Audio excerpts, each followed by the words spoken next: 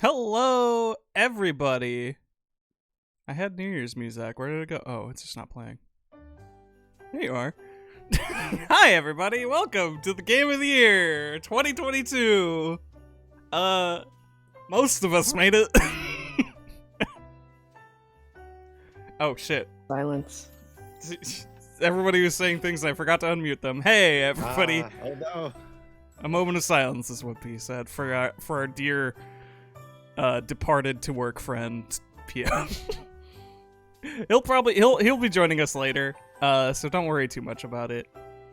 But yeah, it's Game of the Year. We did this last year, and I thought it was neat, and I figured we should do it again. And then we all realized we didn't really play video games. Speak for yourself. Yeah, that's fair. I mean, I played a lot of video games. Not a lot of them were good. I did not play hardly any video games. Because of streaming, I have played the most video games I've ever played in my life. It's weird because usually that was true for me last year, and this year I feel like all of my streaming content was like replaying games. I was just like, I love this game, I'm gonna play it on stream.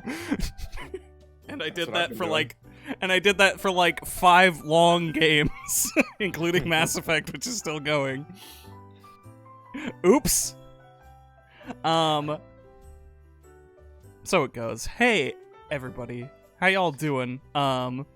We're in various states of health. What up, Sick Gang? That's my homie. What's up, Sick Gang? I'm incredibly healthy, but that might change soon. I have acquired some Fruit Quake Mountain Dew. That doesn't sound good for you. It is That sounds artificially fruitcake flavor. detrimental. Sorry, it's dew with a blast of artificial fruitcake flavor. It's always so aggressive.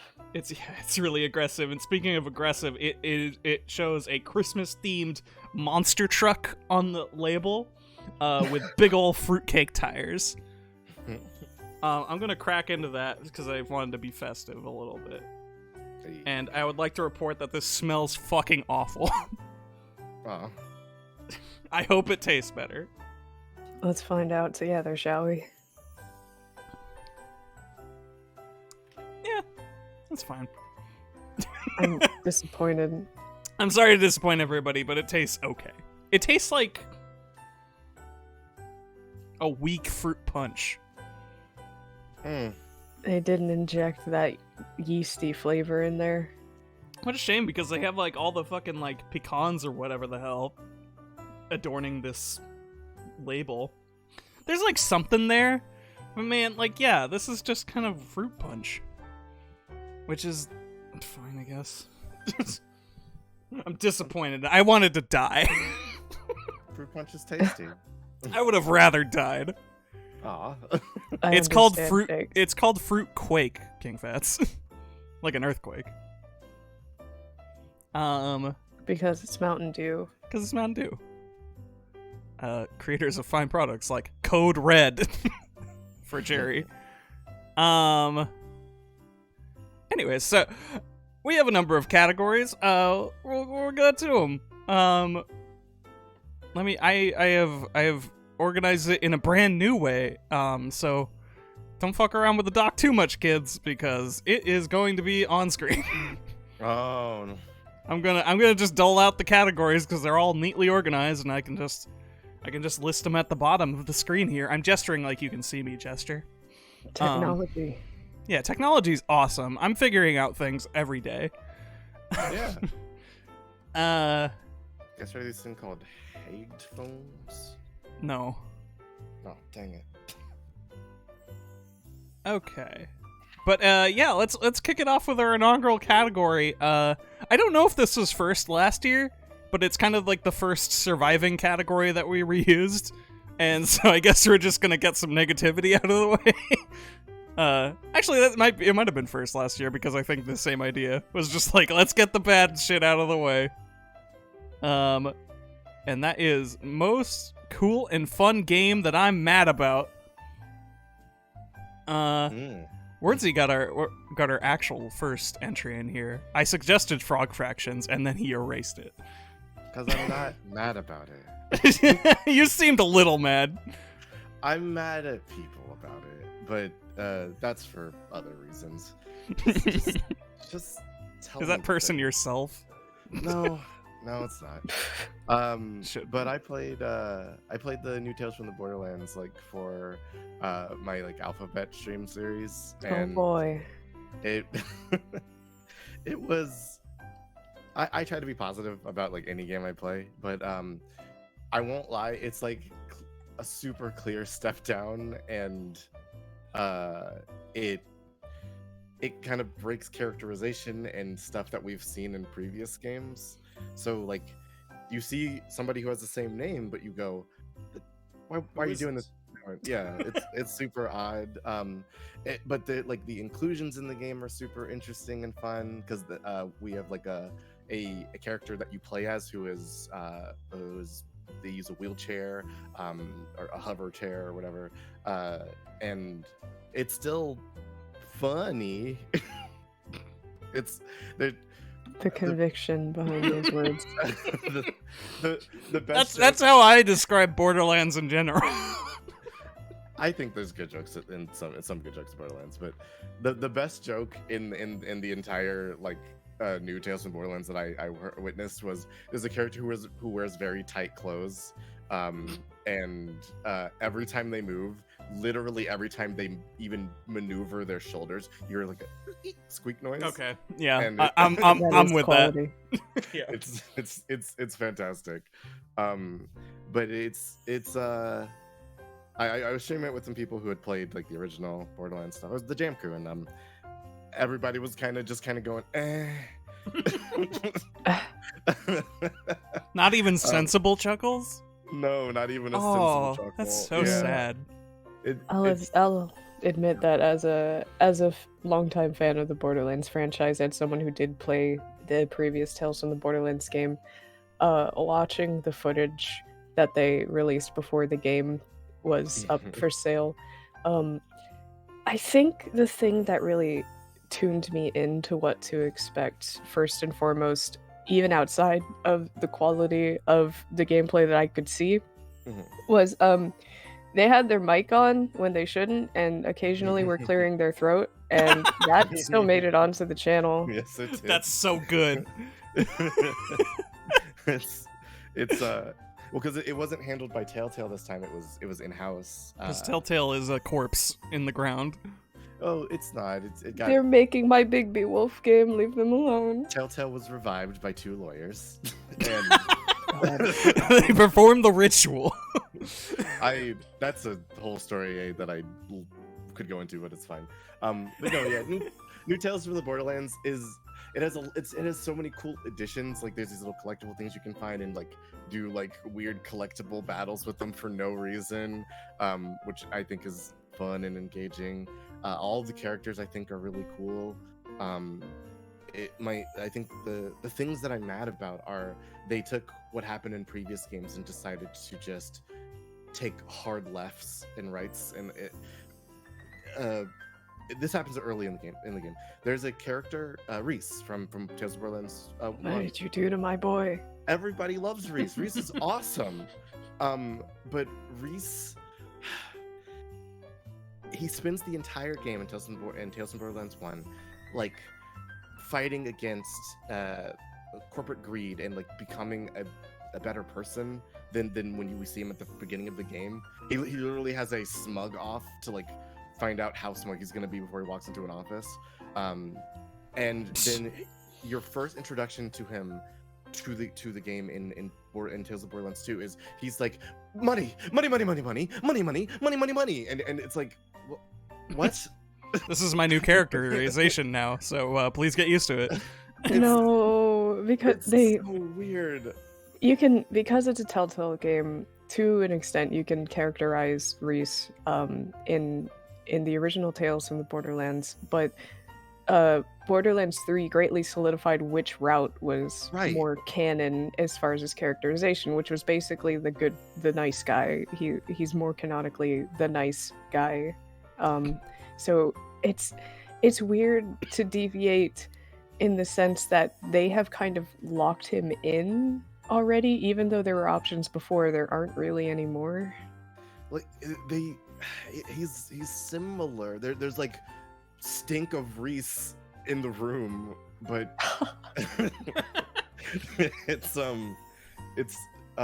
it's just it's a little weird because and there's some pacing issues with like cutting between scenes and Oh, no way. and areas in the game. It's everything seems very it's an editing timeline. It's a bunch of clips that are not, they have no glue to stick them together, and you're just dropping them onto the timeline and cutting from one to the other. You're like, whoa, wait, whoa, where are we? It's real frustrating, but there's a lot of good things within there. I think a good game exists made of those parts, but the game that we got. But it's still really cool, and I like the Borderlands world, so what am I gonna do? Not play it. That's your cross to bear. Yeah. All right. I'm gonna truck us right along. Not that this second one is anything real, as I have labeled it a joke. Most cool and fun game that I'm mad about is Elden Ring. Mostly because I wanted it to be somewhere outside of my top 5 list. I just wanted to remind everyone that Elden Ring came out this year. Crazy. February. I played most insane. of that game. Whoops. Same. I still haven't beaten the Gotta go final back. boss. Yeah, I've same. beaten it, like 11 times now. It is pretty good. It's oh god, like this game fucking rules. Like I guess I hold the distinction and the bias of someone who has not sunk time into the other Souls games ever, and almost made a point not to. So this one finally got its hooks into me, and I'm like, yeah, okay, this is what it's all about. And then I see a bunch of people that are like, no, this actually kind of I don't get it. I don't understand what world you come from, but I respect it. I understand. I mean, mostly my limited experience with the other Souls games can only tell me so much, but I understand a good handful of the criticisms. But I'm still very much in the boat of Elden Ring is mostly a very good game that I like. Yeah. I mean, they gave the Moonlight Greatsword lore that can be gay. Yeah. They gave me a big pot, man. And they gave us a big Alexander. pot, man. Oh. Man, we might need to add another one to Sucker Punch, actually. We can have wives and we can have pot men, and really, what else do you need in a video game? Wordsy is quiet, apparently. Really? You're all not really kissing the yellow yet. Weird. What do I have Okay. yet? I could I bump will- you up on my end. If you don't want to, I can also hit a button over here. Hit a button. Let's see it. Boop, boop, boop, boop, boop, boop, boop. How about now? That's probably a lot better. Hey, hi. Yeah. But yes, the Moonlight Gay Sword is good, and I don't think anybody should be mad at that. I love my wife so much. Me Yeah. too. It's wonderful. At It was- I first, guess- I was like, everybody's so obsessed with this lady. Chill, guys. I'm going to be sick of her, and now I understand. And No, I will yeah. die for her. It's insane how everybody was on the same wavelength there. And I didn't even see, I think I at least got on the ground floor a bit because I was watching Ellie play before I even owned the game. That was a crazy thing. It was just like I was just watching her play and going, this looks awesome. This looks like so much fun to do. I'm going to just shell out the money to play this video game. I have said for years that I don't think Dark Souls is a super like inviting game. No. If you want to like show a friend Dark Souls and you go, okay, so you're gonna walk in here, and then like so many people I have seen just get onboarded onto Dark Souls, they get smashed like by an early boss, and they're like, okay, so fuck me, I guess, and No. That's the point. There's cool stuff, but with Elden Ring, it was the first time, like if I was playing Elden Ring for the first time, I would have been so much more on board to play the rest of Dark Souls than I was already, because That's very fair. It's much more welcoming, and It eases you in the first area so much Yeah. easier to like there. I feel like there's very little chance that you're going to die without some major mistakes in the first area of Elden Ring as opposed to the other games. Outside You of the know, like- scripted one. Like you got the demon in the first game, which you don't have to fight, but whatever, and you have oh god, like notoriously the werewolf in Bloodborne.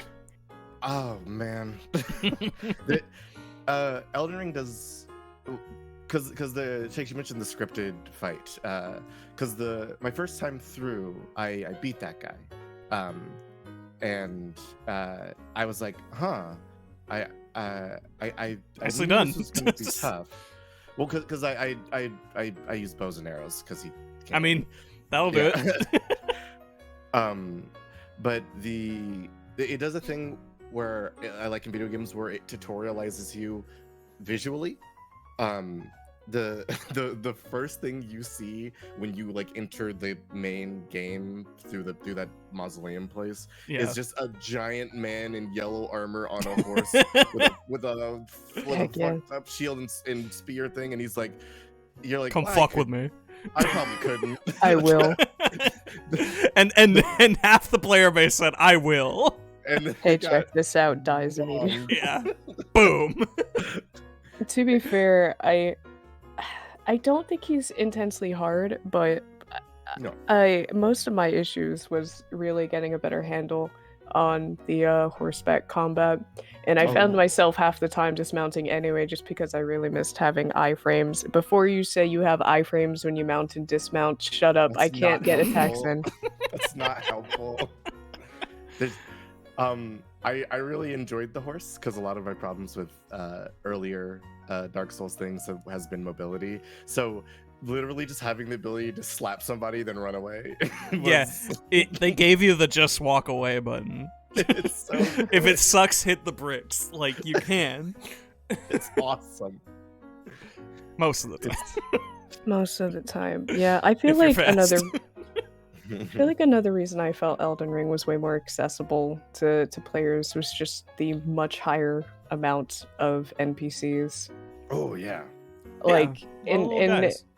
they're definitely good and memorable NPCs in the rest of the Soulsborne franchise, but there's just so many people in Elden Ring, and they all are amazing, and I love them.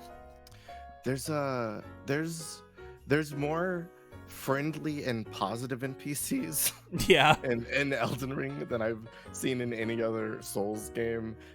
Because like if I meet somebody in a Souls game, it's a 50-50 on whether they are going to stick a sword down my cheeks or if they're going to be like, "Hello, Tarnish, do you want some spoop in a sack?" No, Please. thank you. I'm so hungry. No. Please. I love that. I love Hungry Shopkeeper, man. Because the first time we encountered him, he was selling like 4 different kinds of meat. It's like, dude, I can't eat dude, this. you don't He's need my vegetarian. money. Leave him alone. He's vegetarian. Then go eat some grass. It's all around you. You know what? I remembered the thing that's not a joke that I'm mad about in this most cool and fun game. Mhm. Fucking Selen. Selen deserved Oh, better. Deserved literally anything else. She Even She if it was a reached- bad end. reached Sigh. too hard. It's just, too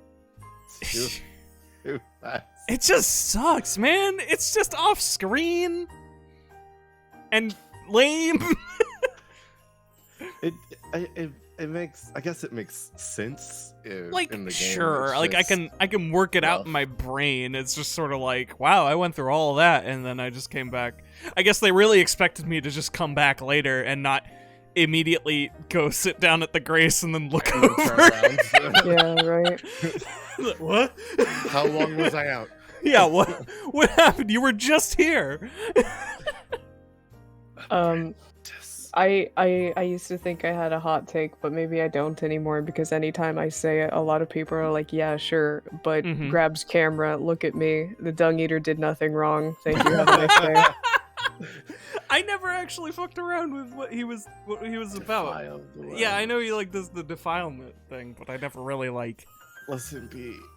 He's just. I never dug in the dung. He's like okay, he's incredibly stinky. That's not for debate. All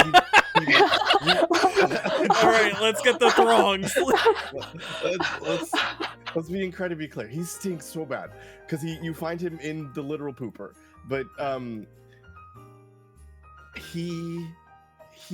he murdered my Crab Connect, and I'm not with Okay, it. that's fair. I do I'm- love my crab man very much. Like that guy was my hookup, and My man's got me crab and lobster whenever I need He it. kills that guy. That's fucked up. I'm glad I Yeah. didn't go this quest. which is It's- really cool because the more you talk to Crabman, he's like, you know what my greatest fear in life is? That Dung Eater guy, man. Like I saw what he does to people.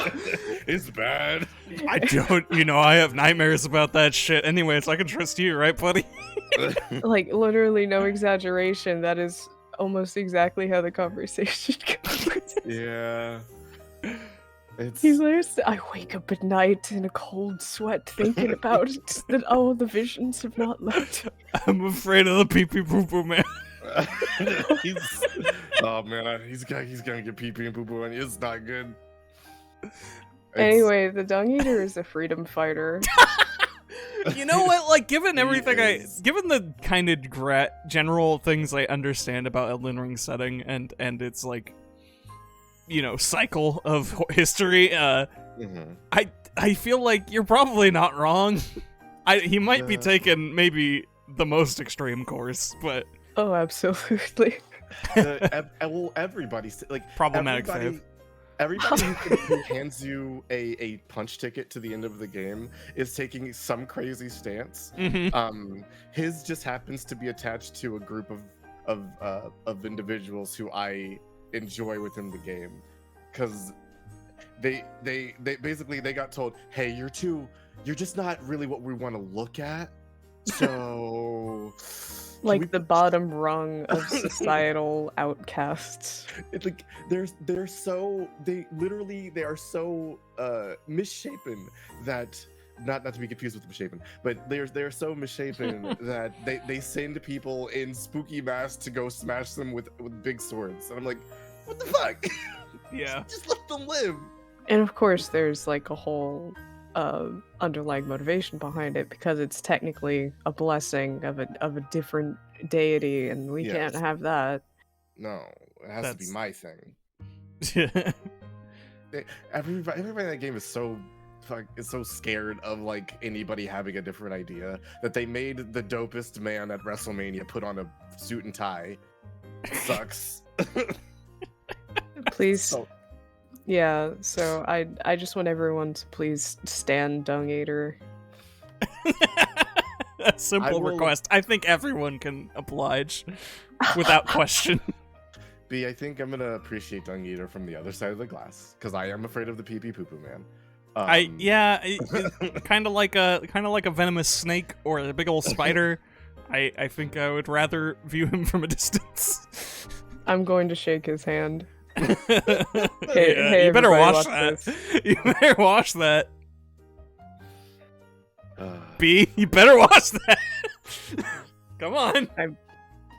My hand's going to make contact, and I'm just going to explode instantly. All right. Defile. I think I'm gonna move us along. Sure. The next category is best game I didn't play. I mean, it's what it says right on the tin. We here, all of us here in chat, in call, we like watching games be played on the internet, Indeed.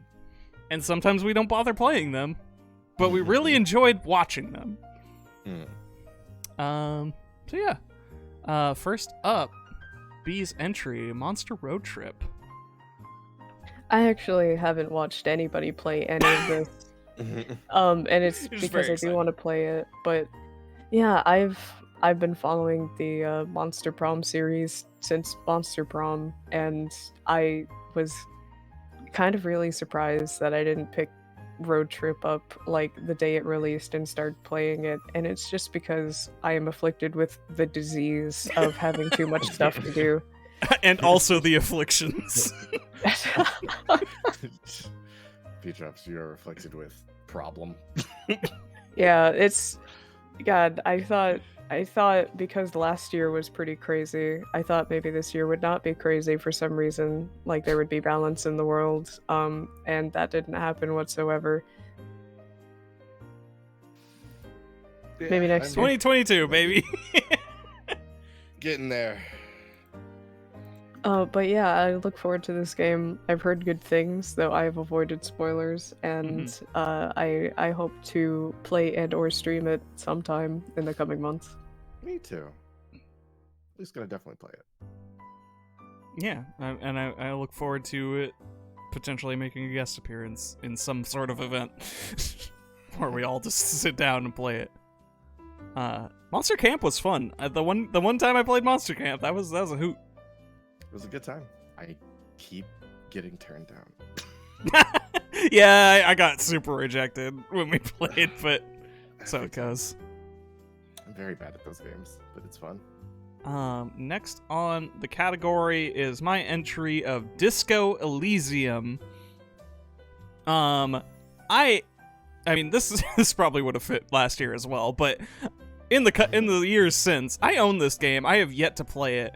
I have been super inundated with all kinds of potential quotes and paths and all kinds of clips and such. You gotta And just do it. Just pull every single time, every single time somebody posts something about this game, it brings a smile to my face. And I truly cannot wait to actually just finally fucking install it and sit down. I am so torn on what avenue I want to actually pursue it. If I just want to do this in my own time or stream it or something, it's just but it's a monumental undertaking either way. It's a big game. It's a big book. Spend time with my baby girl, I'm begging you. I gotta. I know. When I first got it, I streamed a little bit of it, and then I realized, wait, if I have to wait to stream this, I can't play it all the time. So I said, nah. And so I've had a few of those moments later in the year, for sure. There's a few entries on this list that are just like, I'm not gonna get to this if I have to stream it, and that's not acceptable. It's probably one of the games that I think about the most because of the mechanics of your mind. Mm-hmm. Yeah, it's so unique and amazing, and the way people translate it also into their own like jokes, like or like reframing other fictional properties in that mechanic is so fun. What's that rhetoric like? Tell me. I love the Homer Simpson looking for a peanut Money. thing. Yeah, that's such a perfect example. It is exactly how it goes.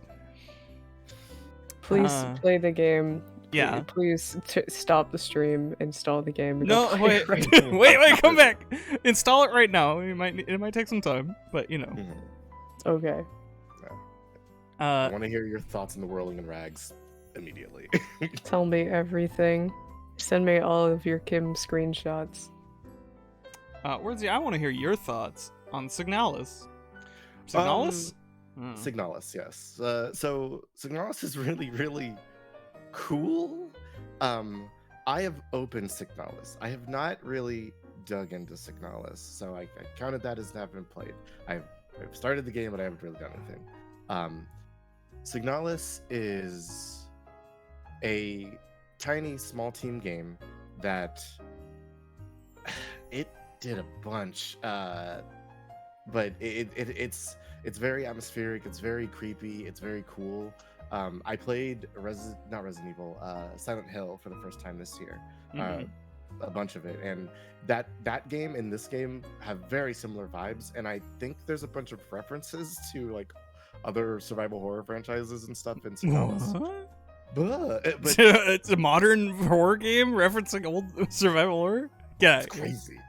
But it's how do I put this? I am a giant baby when it comes to horror games. I'm not good. I'm famously very afraid of the invisible monsters that aren't real and made of zeros and ones. But something about Silent Hill and Signalis, I was like, I'm afraid, but it's unacceptable if I don't walk into the monster teeth, because like, But I'm intrigued. yeah, it's so cool and fun. Immediately, when I saw screenshots of Signalis, I was like, this is hot. This looks good. This is good. But also, there's like this oppressive, like, it's shouting German at you. I saw anime girls transform into different anime girls, but in a horror setting, and I was like, what's happening? Okay. There's a real, how do I put this? Signalis is a game that I like so much that I went out of my way to cut together a intro video for my stream so that I could like give it more gravitas when I play it.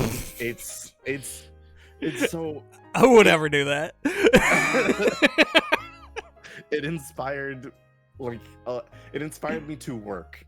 Like, it's so cool, and I'm just intrigued by the visuals already, and I'm sure when I get to the spooky monsters, I'm going to become the pee pee poo poo man. But I'm Dung eater?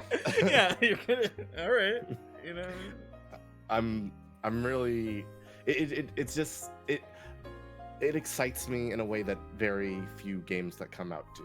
I'm really looking forward to seeing this thing, because it is still new and I haven't seen a lot of stuff about it. All right. Awesome. Yeah. Let's keep move it right along. Keep scooting. Our next category, another return from last year, which was supposed to be a one-off joke, I believe, and but then whatever. Weirdest bout of closure. I'm sentimental. What can I say? 50 Shades of Grayscale. Hi everybody, I'm Action Shakespeare. I played 50 Game Boy games over the last 3 years? 3 years? I think 3 years. Sounds right. And edited them for 2 of those years. And boy howdy, that was a lot of stuff and a big journey, and maybe the biggest thing I've ever committed to for a long amount of time. And I hope people liked that. like editing, posting the final video and making that Pokemon video as sort of the punctuation, even though that kind of just that escaped containment immediately. But yeah, there was something very bittersweet about that one. And I'm glad people came along. I'm glad people enjoyed the ride, or any individual piece of it. And I'm glad my friends here, including the ones who were missing, joined me for it. It was great. It was fantastic. But now it's over, and I gotta figure out new things to do with my fucking life. And I still haven't. It's been like half a year. Hey, we're all trying to do that. I think I got an idea, but I'm gonna need a team. That's mostly a joke. Anyways, next one. Max Gentleman's Sexy Business from B. Yeah, so for those of you who were here last year, you may have heard us talk about Max Gentleman Sexy Business a bit, because I had started working on the game last year, and I was brought on board as a costume designer. And the game got its last planned update earlier this year. And some of those updates did include stuff I had made, like the Valentine's Day update, I had made a set of costumes for everybody for that as well. And that just feels wild. Yeah, It's cool. that's been. I mean, I think I said this before, but I will say it again. Like, definitely the coolest like secondhand thing for me to experience. It's just like, oh look, that's my friend. That's my friend B Drops. They made a bunch of cool fucking stuff for an awesome game. Now Yeah. And every time I see it, I point at the screen. Oh. I'm always very happy to hear if anybody likes any of the things that I've made, and well, this has been announced at this point, so I don't really have to be too terribly silent. I'm just not going to like give any details. But the next Max Gentleman game is currently underway, and I am a part of this project from the ground up, and Yeah. it is really cool and Nice. terrifying. That's so sick. That's super cool. That's so sick. Like, I guess to recap, also, Max B did not work on the previous Max Gentleman from the ground up. No, I But- was but brought was it- on after. You Yeah, were their yeah. biggest advertiser in our group, really. Like, you were like, I love this game.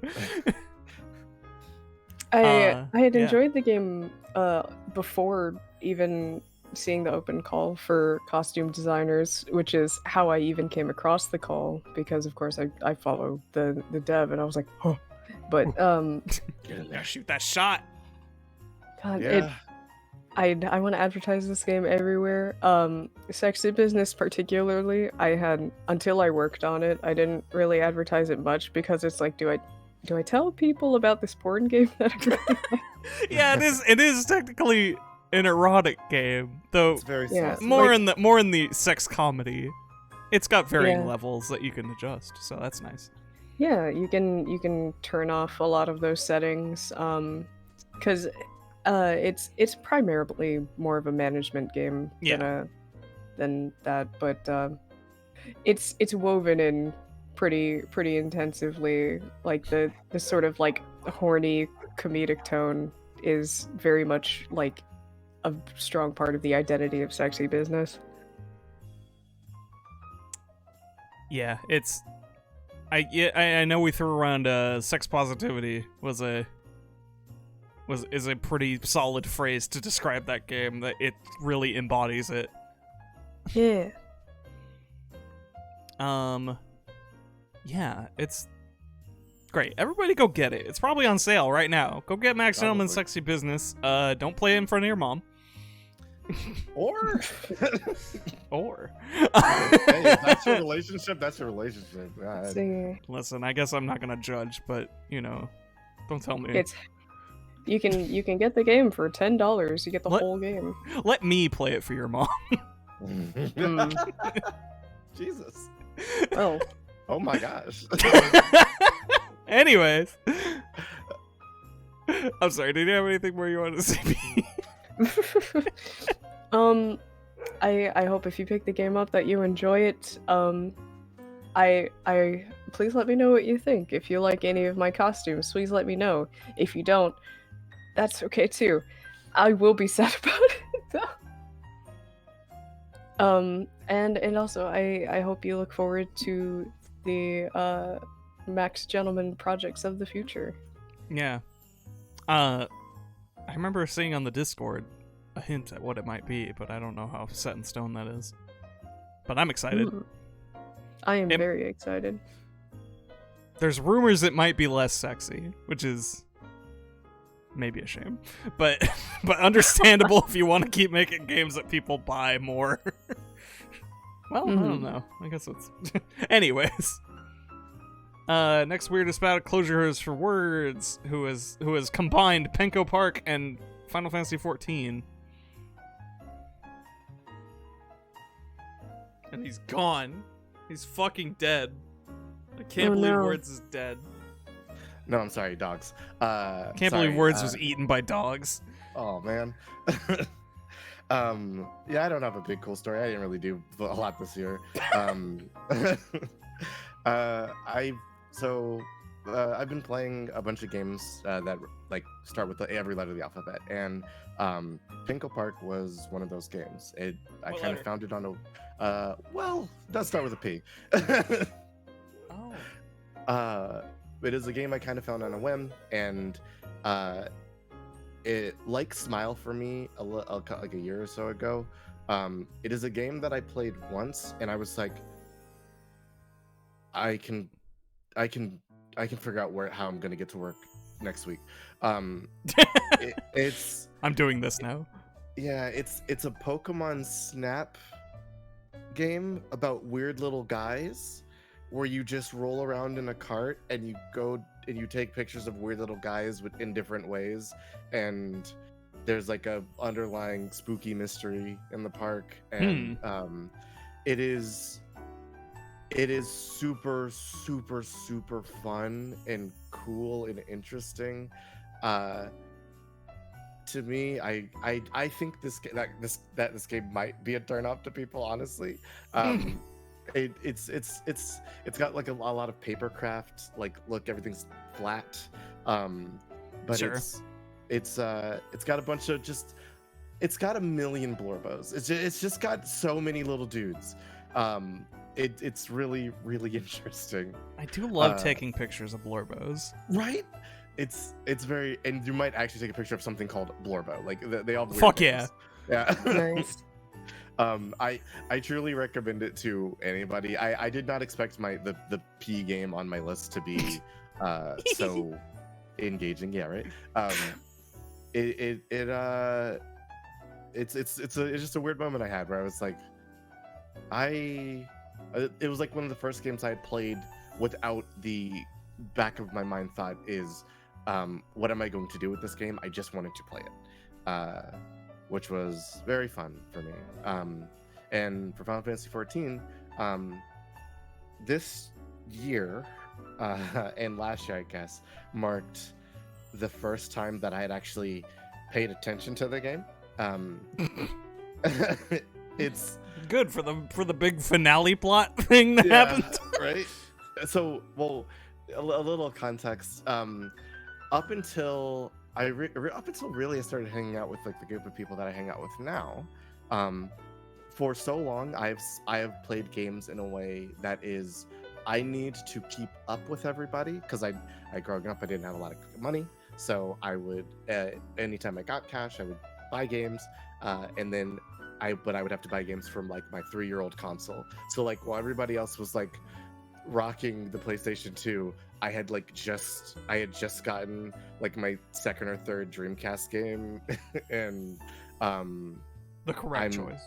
it was fun. And same thing for Nintendo. Like I was always multiple years behind everybody in video games. So whenever I got the chance to play video games alongside of people, I rushed through them so that I could even have an inkling to be a part of the conversation. I'm often on the other side of a zeitgeist. So Final Fantasy XIV was one of those games early on where I was like, everybody was already very far ahead of me, so I was like, I gotta get to the end. And I just skipped every cutscene in the game up until last year. So I played through the whole game again. I watched all the cutscenes. I got context for the story, and I was that's a pretty good story actually. And playing through this giant game and getting to experience it was fun. And while I think there's a small part of me that still is worried about like falling behind, it is nice that I got to see the end of this very satisfying narrative. One day I will get back to it. Hope It's you do. yeah, They made it even easier to do. fantastic. Yeah, I got to like. I was somewhere in the middle of what's the one with the dragons? Heavensward? Heavensward, thank you. I thought I was forgetting a different name. I got The to both most base of dragons. Heavensward, and then financial issues, and then a million other things that I needed to spend time on.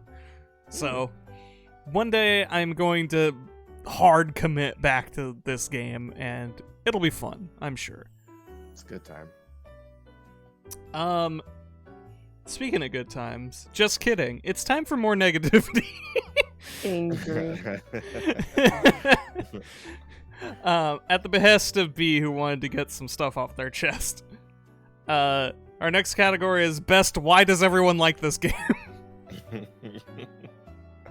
It's time for some hot takes, ladies and gentlemen. B, take it away. Hi. So several years ago, back when it was sold in like 5 different parts, remember when Bendy and the Ink Machine was like the big thing? Like they were selling shirts at Hot Topic. There was merch everywhere, and I thought, maybe I should give it a try. This unfinished game that is sold in multiple parts. So I went and bought the first chapter, and I played it, and I was like, wow, okay. And then I never bought the rest of them, and I forgot about it for years and years. And I'm just going to add a little asterisk. I found out much later that Chapter 1 of this game was never really intended to be like a full game and was made within a week. So all things considered, it's a pretty impressive product. But as a part of a game that had received so much attention, I had thought, I don't think this is living up to it for me. So this year, I had finally noticed, just by chance, that in my Steam library it no longer said Bendy and the Ink Machine Chapter 1. They had given me the full game. So I was like, you know what? Let's see what this looks like now. And I played the whole... Yeah, you know, let's see. And okay, I feel like I'm... So, there's a lot of good conceptual work that I really like for this game, which is why I'm so mad about it, because I have multiple major complaints. My biggest complaint by far is going to be literal gameplay. You move like ass, you jump like ass, you hit like ass. By which I mean, okay, so for like a very BioShock inspired game, I had thought it would feel a little better, honestly. And I'm not saying like it has to have the level of polish that like such a big game would have. I just mean, and this plays also into another major issue I have with this game, the establishment of power is weird. This game is both constantly throwing you into heavy combat while also like an ebb and flow, like the tide. It throws you into a big fight and then it just takes away your ability to fight for a long time, and then it just repeats the cycle. Cool. And it's confounding. I don't understand. Let me give you a very concrete example. There is a part early in Chapter 5 wherein once you arrive to a place, there is like a little boss fight, and then immediately after this boss fight, you fight waves of enemies, up until I believe you defeat 50 of them, if I recall correctly. So once you do that, your character quite literally falls into a hole and loses their weapon and is forced into a forced stealth section of the game. Your objective here is you need 3 pieces of pipe that are hidden in an area that is being patrolled. Now I know what you're thinking. I understand. So this area that's being patrolled, you carefully make your way through, stealth maneuvering, and once you've made your way all the way around it, you'll have all 3 pipe parts, and then you'll come back and you'll put them in, right? Well, no. You fool. How could you possibly think that?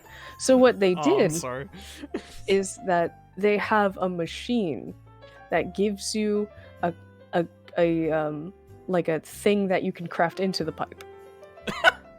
But there's no inventory system. You hold this thing in your hand, and you have to run to like the center of the stealth zone. You grab the thing, you leave, you make the pipe thing, You put the pipe where it's supposed to go. You come back to the stealth zone. You collect the thing.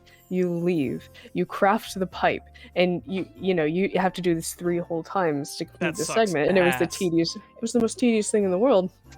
And then immediately after this, there's a bit more of a stealth segment, and then they give you a boss fight. And then I am just constantly confused at whether this game wants to commit to you being in combat or not. And its way of maneuvering around that is we'll just have both and take your weapon away whenever we feel like we want to force you into stealth instead of letting you kind of organically choose, because their enemies aren't super tough. So instead of having we'll call back to BioShock as a big example, for instance, just because it's such a strong inspiration. Certainly you can like level up your powers and stuff, but there are certain things in BioShock you generally don't want to just like run up to and fight. Like a big daddy. You're not just gonna run up to a big daddy with your wrench out of nowhere. It'll hit you and kill you. Yeah. Yeah, but there's also scrubs patrolling. Yeah, it's That you can just sneak up. Yeah, and you can just sneak up and hit them. So this setup already gives you the option of stealthing around those guys or killing them, but there's also a lurking threat that you don't have to be forced into confronting or not confronting. You can plan how to deal with it, or you can just not deal with it. And that's just not the case with Bendy and the Ink Machine, because they also have a patrolling monster that operates exactly like the Amnesia monsters with less fixtures. Mm-hmm. So Bendy is the big monster, whatever. He patrols and you hide until he leaves. That's it. You can't fight him, and there's no like sanity meter. It's the Insanity game. What's it called? Eternal Yeah. Darkness. No, Bay of Pigs. Oh. Mm. I forget what that game is called. It is Sanity Meter, but I know what you're talking about. So this game like has you moving around as if you don't need to fight, but then it makes you fight. So then like you can't really. You're such a sluggish piece of crap. I'm constantly confused at whether I'm supposed to feel capable or not of fighting, and the pacing of lore delivery is just like, and I believe they've hinted at this, at least within like the additional post-game notes that you're able to access, but they just did not have everything planned early on, so they just kind of like dumped some stuff at the end out of nowhere, and it's like, oh gosh, this was done by this clan, not this, and I'm like, there's clans? What are you talking about? Like I don't understand. with a C? No. With a Yeah. with a C, yeah. There's like there's ink monsters, but they were formerly people, and Oh. they formed factions. But I don't know how I was supposed to know that, and I don't know why that's relevant now suddenly. You know what Isn't I it- love in horror? What's that? When people explain things.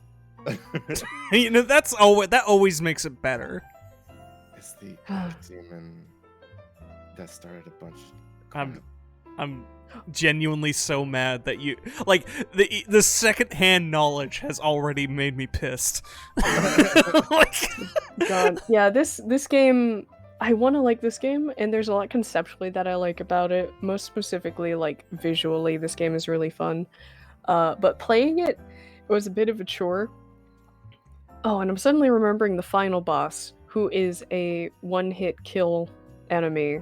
Natch. But the whole thing is that you need to dodge him when he charges. Mm, But you run like ass, and Yeah. there's no it's hard to dodge, so it sucks. Yeah, the, This. Oh yeah, go stuff. ahead. The Bendy games I always thought were interesting, but I've only played like the first chapter, and then I fell off super hard because I guess I just never wanted to pick it back up after that first one. But I guess you have the whole game now if you want it. I do. I guess I could play it because my like adoration for the series grew from YouTube musicians making songs about the thing. Yeah, the Yeah, creative work that came out of this fandom was really cool. That's how I found the Stupendium, and I was like, oh, this guy makes fun music. It's the entirety of the like. Once I heard about multiple groups within this setting all working towards different goals, I was like, okay, sure. The Striker, why not? I think everything you described to me, I feel was very similarly accomplished and balanced a lot better in Alien Isolation. A game that does feature a lot of stealth. Most of its core is stealth, but against an invincible enemy. You can't fight that. You can't fight that, but there's also a lot of stuff that you can fight. Not But to in say a you straight should, Yeah, but in a straight up fight, you would probably still lose, though. it depends. You can outmaneuver most of the people pretty good. Like all the humans and the robots, like they're doable. They're defeatable. Mhm. And sometimes you are put in situations. Well, that game never puts you in a situation where you have to fight, but there's situations where you could just get into a firefight. And yeah, so thinking up, but you always have the abilities is also the important thing. You always have your tools, and you just got to figure out when and where to use them.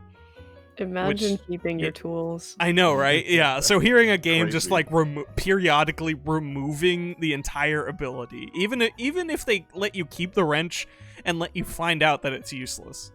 They don't is the thing that I hate. Like literally every chapter, just as a mechanic for whatever reason, if you ended a chapter with an item, you don't have it when the next chapter starts.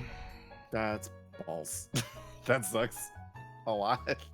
It's really frustrating, and I don't truly understand the reasoning behind it. I'm not saying like they could have gotten away easily with this game not even having an inventory system. Just let me hold the wrench, though. A lot of games I don't. just want to hold it. I think people like that game because, like Burnett said, it was part of the mascot horror. Yeah. You have a central figure with which to build your narrative upon that everybody goes, I love this dude. Like that's Freddy Fazbear. That's my blurb. I understand perfectly. I am a big slasher movie fan. I understand entirely the concept of we made this around this figure, and this figure is kind of the big deal here.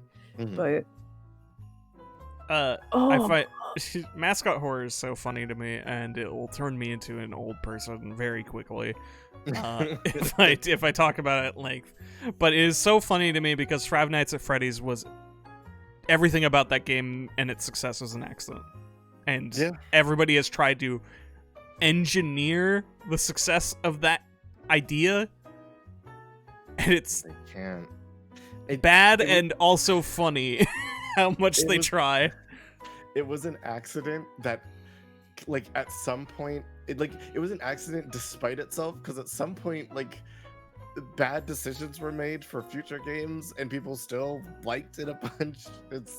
You got a certain level of like audience hooked in, and I could. If I want to go off on things, I'll just start talking about everyone's obsession with lore. But that's and finding lore to be a quality in and of itself, bar none. Grumbles about superhero movies. Grumbles about superhero movies. Literally every video game, horror game. I'm not gonna do this. I understand your shakes. I have teased doing this so many times, and I'm not gonna now, even though this is maybe the time to do it. But we only have so much time. Okay. Hot takes. and it's time for a different kind of hot take. It's time for Wordsy to give us the hottest take of all. Is it? Maybe. I guess. Wordsy's category for best why does everyone like this game is Breath of the Wild. I didn't like it very much. Explain yourself. All right, moving on. Do you want to explain yourself or leave it at that? Because I think that's great. I don't think there's much to explain. I played it, I beat it. It's fine. I went everywhere. I got frustrated when my weapons kept breaking, and then I was like, well, awesome. Oh, my big giant cool ultra sword also break. Okay, cool.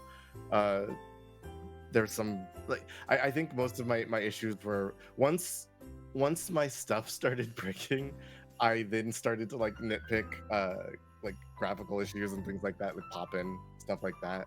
But that's Oh, buddy. Yeah. watch yourself. Once my stuff started breaking, so did I. yeah. It's I'm just saying, pop in. You're opening. You're leaving yourself open. I'm aware there's popping in future games that are going to be discussed, but I got a bunch of Koroks. I fought a million guys. I met all the NPCs. I fell asleep. it's a video game. I'm glad people enjoyed it. I hope the next one's better. I hope the next one is enjoyable. I feel like the weapon durability, I feel like was the biggest, like, most consistent sticking point for so many people of that game. I also wish the cooking was better. That's fair. I enjoyed cooking. I hated cooking. But yeah, the weapon durability thing, I don't know. Maybe I'm just more easy to accept things like that. It was just, I got it very quickly in my head that there was a weapon durability system, and I guess I just sort of reached a state of just like, this is a fact of the game, and now I need to adjust my gameplay to factor that in. And I just, went on my merry way and played the video game. I think I'm kind of in a middle ground here, where I don't hate the durability system, but I do certainly have my own critiques, wherein I think it's unreasonable to have a durability system with an item collection crafting system wherein you cannot repair weapons. Yeah, that's lame. I think that sucked. I guess the difference is, like, once even when I adjusted my gameplay, I was still mad about it. I was like, oh, my thing's about to break. Awesome. I'm gonna stop having fun to go figure out my weapon situation.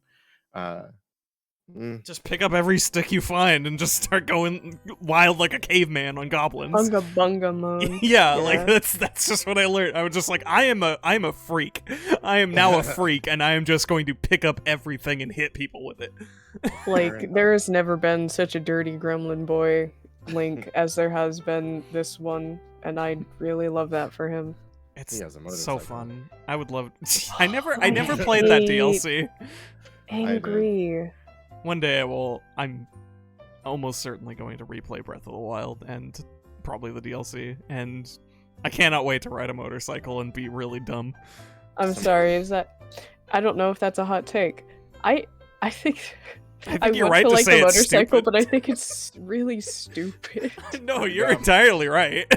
I mean, Link have smartphones, so whatever, but like... I know there's no real reason I should be decrying this. I just can't help but think, like, why? Also, they gave it a horse head, so it's even, like, It's a stupider. horse. It's another mount, yeah. I have real horses. I don't need this. I got a nightmare horse. I have That's- real horses and nightmare Listen. horses and ghost horses. The horse head is for Link. Yeah, he needs a God, you're horse. so right. It's for just him. give him a It makes him horn. comfortable. Yeah, but that's my hot take. I'm like Breath of the Thank you. Wild. I hope the next one is cool. Tears Well, of the I big love thing. 2017. Oh, I'm one to talk. I'm truly one to talk there. I am going to be talking about fucking games from probably 2017 Let me go in dungeons. And older. and older. Maybe. I don't know if I put anything older than Speaking of older games, that. Yeah. Yeah, okay, never mind. Yes. Let's go back to 1985 for a second. The next category is the sequel to an old category. I don't even think this will fit. No, it won't. Hold on, I gotta expand this. Oops, that's not the right one. Extend. Best thing I followed through on after 2 years. The sequel to best thing I never followed through on. The winner again is Rogue Knights. I remembered that I promised to do it this year and realized, oh shit, it's December. It's time to do the thing. And so I busted out 1985's Rogue. That game is still a fun time if you just kind of get some folks together. And I guess our strategy is to make up lore about all of your extremely expendable characters and draw hideous portraits. And when I say hideous, I mean that as a compliment. Bernadette in chat drew 90% of them, and they were very good. Our characters were just ugly. That's the distinction here. Our characters were butt ugly most of the time. And they were absolute legends, and they all died for nothing. Rogue's fun. Maybe I'll get back to it one more time. It's Rogue Knights is definitely a thing to just whip out when you least expect it. Birdsee's entry for best thing to follow through on after 2 years is the A to Z game list. Yeah, good job on that so far. Thanks. Yeah. I really like all of them. They're really fun. Well, I think it's 2 years ago. It might be more now. I made a list of like ideas that I wanted to try, and I've tried some of them. At the top of that list was actual play about people in a workplace comedy, which became Tales of Harbor. Who would ever want to see a workplace comedy? The second one on that list was Game Show, which became Asked and Answered, and then the third one on that list was I think I literally wrote 50 Shades is a good idea. I'm gonna do that with letters. Well, gosh, I'm flattered. And then I did Present the Alphabet, and we've gone through so much of it. It's funny that you referenced me because by the nature of your gimmick, you already have 1,000 times more order than I ever did in 50 Shades. Like, I figured out blocks eventually, but it was just sort of like, I gotta figure out 50 games to play. This one looks okay. I mean, don't get me wrong. Not all of these games have been winners, and that's the true beauty of it. My aforementioned scaredy catness did mean one of the games that we played didn't really happen, so it's fine. It's cool. I tricked people into thinking I was gonna play Mother, and then I played Mother, the horror game, and played myself. Yeah, that game fucking scared me. Good. Yeah, people had to drop out. People left that chat. It was spooky, and then it wasn't. So for my M game, I played the mortuary assistant, and I was going to play. Yeah. And I got too scared to keep going, so we didn't. But yeah, no. I'm glad I'm getting some of these ideas out, because it's fun. But I get to talk about this more later. But yeah, the Presents the Alphabet has been a good time, and it has really opened my eyes to a bunch of things I might have never touched in the first place, which is very, very fun. Very cool. All right. Next up 26 Shades of Games is best thing I promise I am going to work on. Please believe me. It's running off the page. It's so long.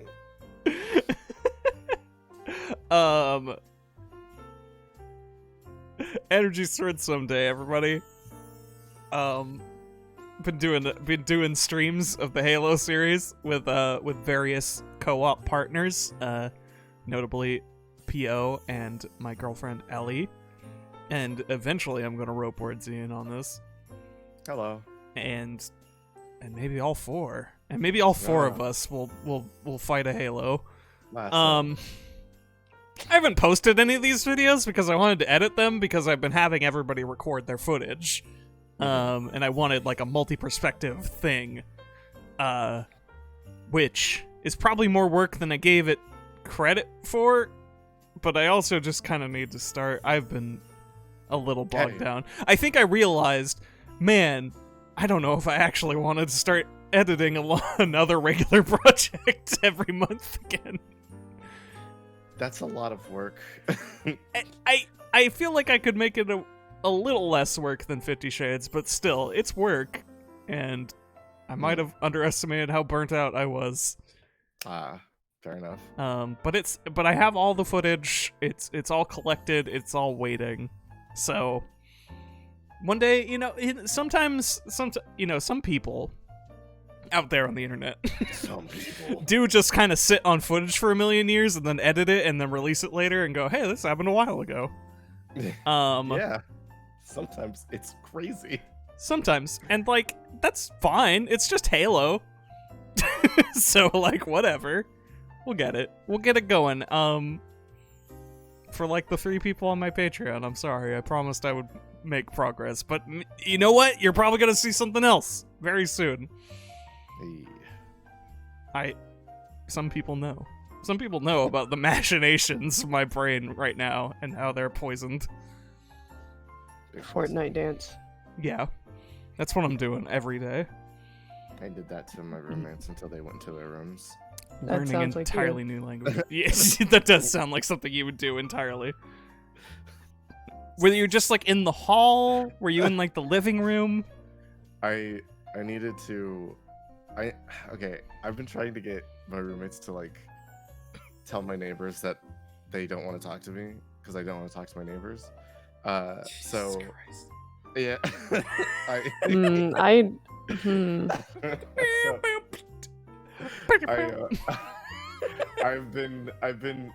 been getting up like between 4 to 6, and then I stand in the hallway with the lights off. Why? I don't think this is going to convince your roommates to do anything. I would kill you if I walked out to that. I would just go for the throat and not let go. Like I. To be fair, what could you possibly say here? The first night, somebody asked. I was in the dark. And I was like, I do want some cereal. So I was in the kitchen getting like cereal in the dark, and somebody opened the door and they're like, we thought someone was robbing us, and I was like, no, I'm just getting cereal. And they were like, in the dark. Well, I guess that's fair. I don't know if that was fair.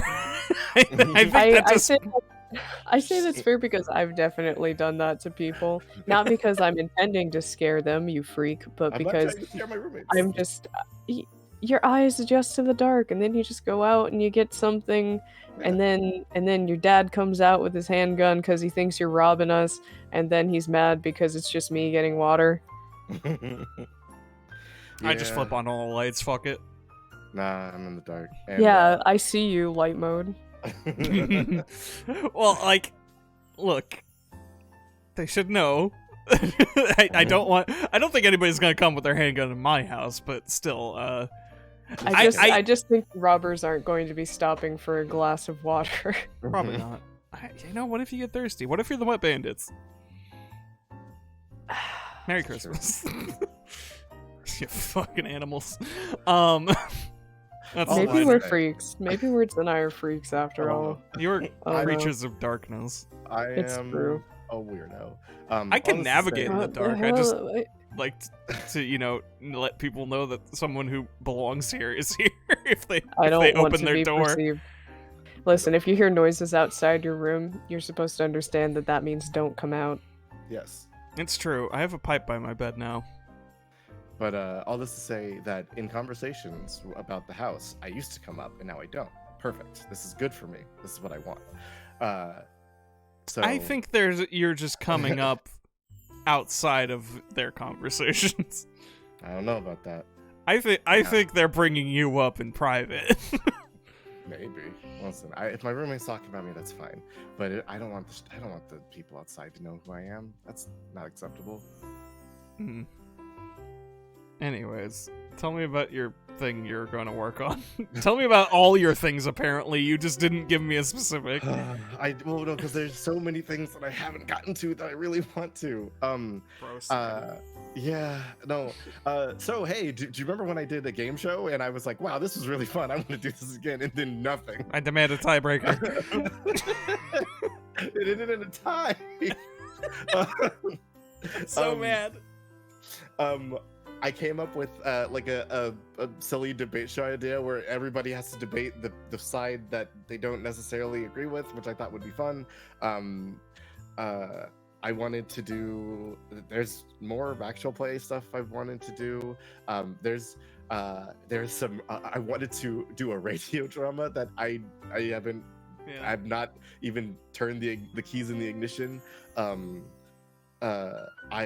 I wrote a little play because after we did the Full Nasty Players, I was like, I want to do that more, and then I was like, I don't really want to bother people, have too many projects, and that just fully washed because I think acting is fun and I think people enjoy doing it. Me too. So and so I was like, I wonder if I can get other people to write plays, and then because it's not mine, I'll be more motivated to pursue it. Maybe. Yeah, maybe. There was a project that I brought up to be like a year ago, and then scheduling died. We couldn't resuscitate it. I took the paddles out, it would clear, and its heart stopped. So that never came about, and I still really want to do that, but there's a million projects that I have been like, this would be fun to do. Whoops.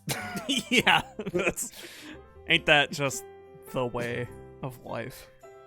But no, there's a trillion and one things that I want to make and show for people. I recorded more episode 1s, and then I just released one of them. It was a good one. Thank you. There's a million and one things that I want to do, and I only have time to do 3, which isn't fair. This sucks. I'm hoping that quit your job, join my noise band. I really wanna, but I am hoping that as things come to a close in some projects that are currently running, and I will be able to take the time that I would have spent there and kind of hit some of these things that I haven't done yet. I have so many ideas, and I just need time to do them. My current upcoming problem is that I planned an end for a project and then immediately filled the hole with a new project upcoming. That is not other things. It was a new one, and I did not fill that hole with an older project. And I'm an idiot. Anyways. Hi, B. Hey. Second verse, same as the first. I mean, yeah. Yeah, a little bit. It really says it all, doesn't it? Most specifically, the latter part of this past year has felt like, you know, when YouTubers disappear for months or even sometimes years, and suddenly they upload a video and they're like, hey, sorry I've been away for so long. I've just been really going through it and trying to, like, get my life together. I feel like I want to say this past year was like that, but I don't know if I've actually gotten my life together is the problem. It's more like I've decided to do so, and I am...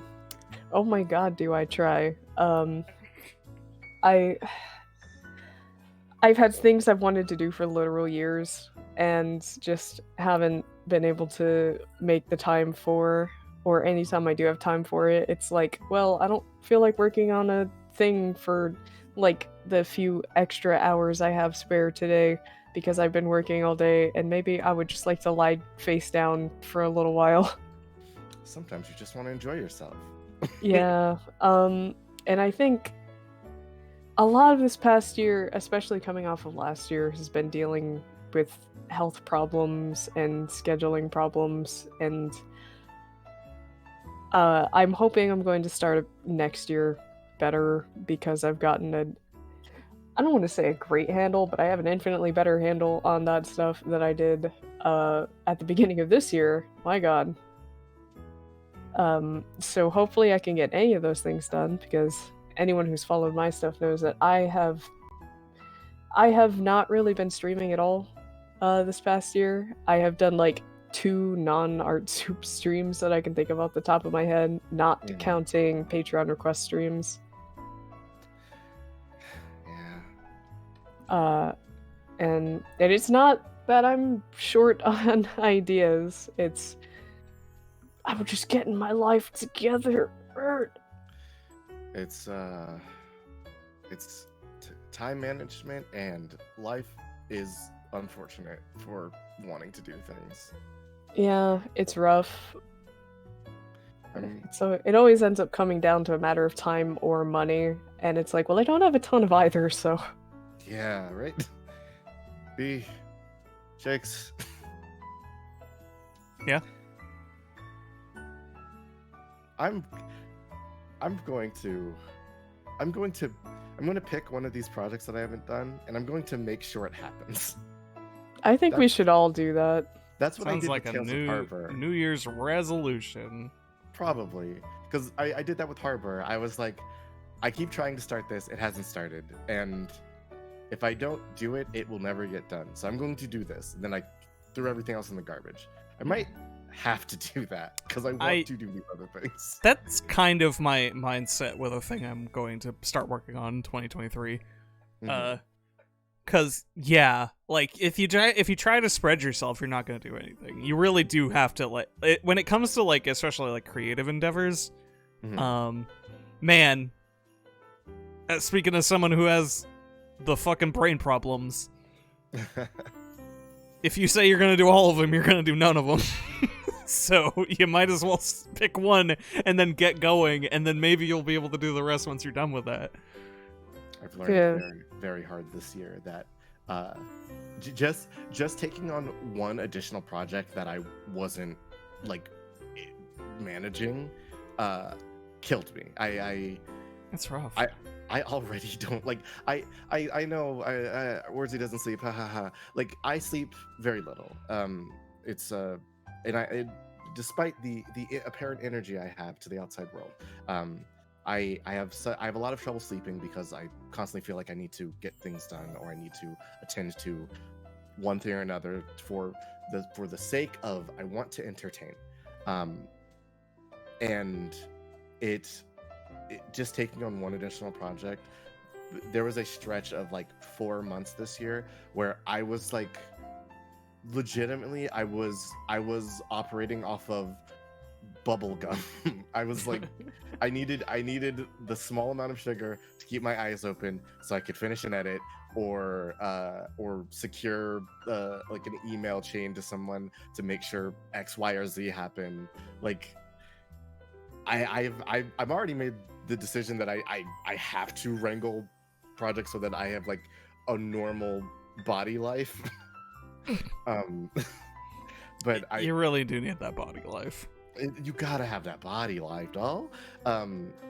It's my desire to see some of these things come to life means I'm gonna have to put some of them on the shelf. I can't spread it out so far. Well, on that note, here's to 2023 maybe being productive, at least for one thing for each of us. Let's all pick a thing and hold each other at gunpoint for the year about it. Feel free to. I mean, I think you, B, of all, will probably be the most likely to hold me at gunpoint for this one. Holds my hands out like a beggar monk. Yeah. Also, unfortunately, it seems P.O. is still stuck at work and probably will not be joining us. So in his stead, I have brought a special guest.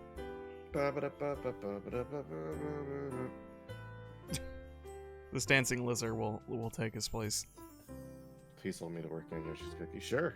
I will wrench your metal neck until you cookie that Yoshi. Get in there. I don't think that's productive. Toil. Anyways. So excited about the bubbly. He's really into it. All right. Next up, best Vocaloid game. Now that B has gotten all the negativity out of their system, it's time for some true positivity. Yeah, sincerely. My best Vocaloid game is not exactly a new game, so my nomination was Eden Project, which is a Project Diva Megamix Plus mod. For those of you who are not familiar with the Project Diva franchise, Megamix Plus is a PC release of Megamix, which is kind of a Switch port of Future Tone, which is a PlayStation port of Arcade, So you can see why this fandom is in hell. And I think it's for the other things. There's plenty of things, but the Project Diva fandom cries. But because and modding has always been a pretty prominent thing in the Project Diva community, but for the first time, because Megamix Plus is on PC, it's just really accessible to people. So I have now taken to modding my own Project Diva Megamix Plus, and Eden Project is like this huge collaborative project between a bunch of people who have made modules and charts and stuff for all sorts of songs. And it's really, really cool. I feel like it's really reinvigorated my interest in the series. Nice. I think that sounds sick. I do love when a really involved mod hits most scenes. Like, it's so cool when somebody from the community is just like, what if I did something insane? Yeah, what if I just fixed this real quick? What if I just made this better? What if I just overhauled this entire fucking thing? Yeah, it's great. There's a bunch of cool mods like that. It is. There. All right, my pick for best Vocaloid game is Metal Gear Solid Peace Walker. We played that this year, right? Was that just at the beginning of this year? I think that was at the beginning of this year. Golly, I had to remember, like, truly, and I'm still not sure, but Metal Gear Solid Peace Walker is a video game. It sure is a video game. That does not feature Miku, as we thought. It sounds so much like her, though. But I guess it was kind of like in those early stages of development. It's true. Yeah. They all had that kind of, like, high frequency section. Like, there was a warble to most Vocaloids that sounded very similar. I think it was more of a... I don't know, we determined it was probably... Luca? I believe it was actually original. Oh, you just think it was fully made up? It was just some other voice actress. It was not an officially released Vocaloid, despite the fact that it was just so uncannily like one. But it was a Vocaloid. I can confirm that much. It was officially licensed to them. So, yeah. Metal Gear Solid Peace Walker truly is the best Vocaloid game for me this year. Let's see, because it definitely was a Yamaha product, but what was it? Because I don't believe it actually was any of the actual Paya Pro buds. Mm-hmm.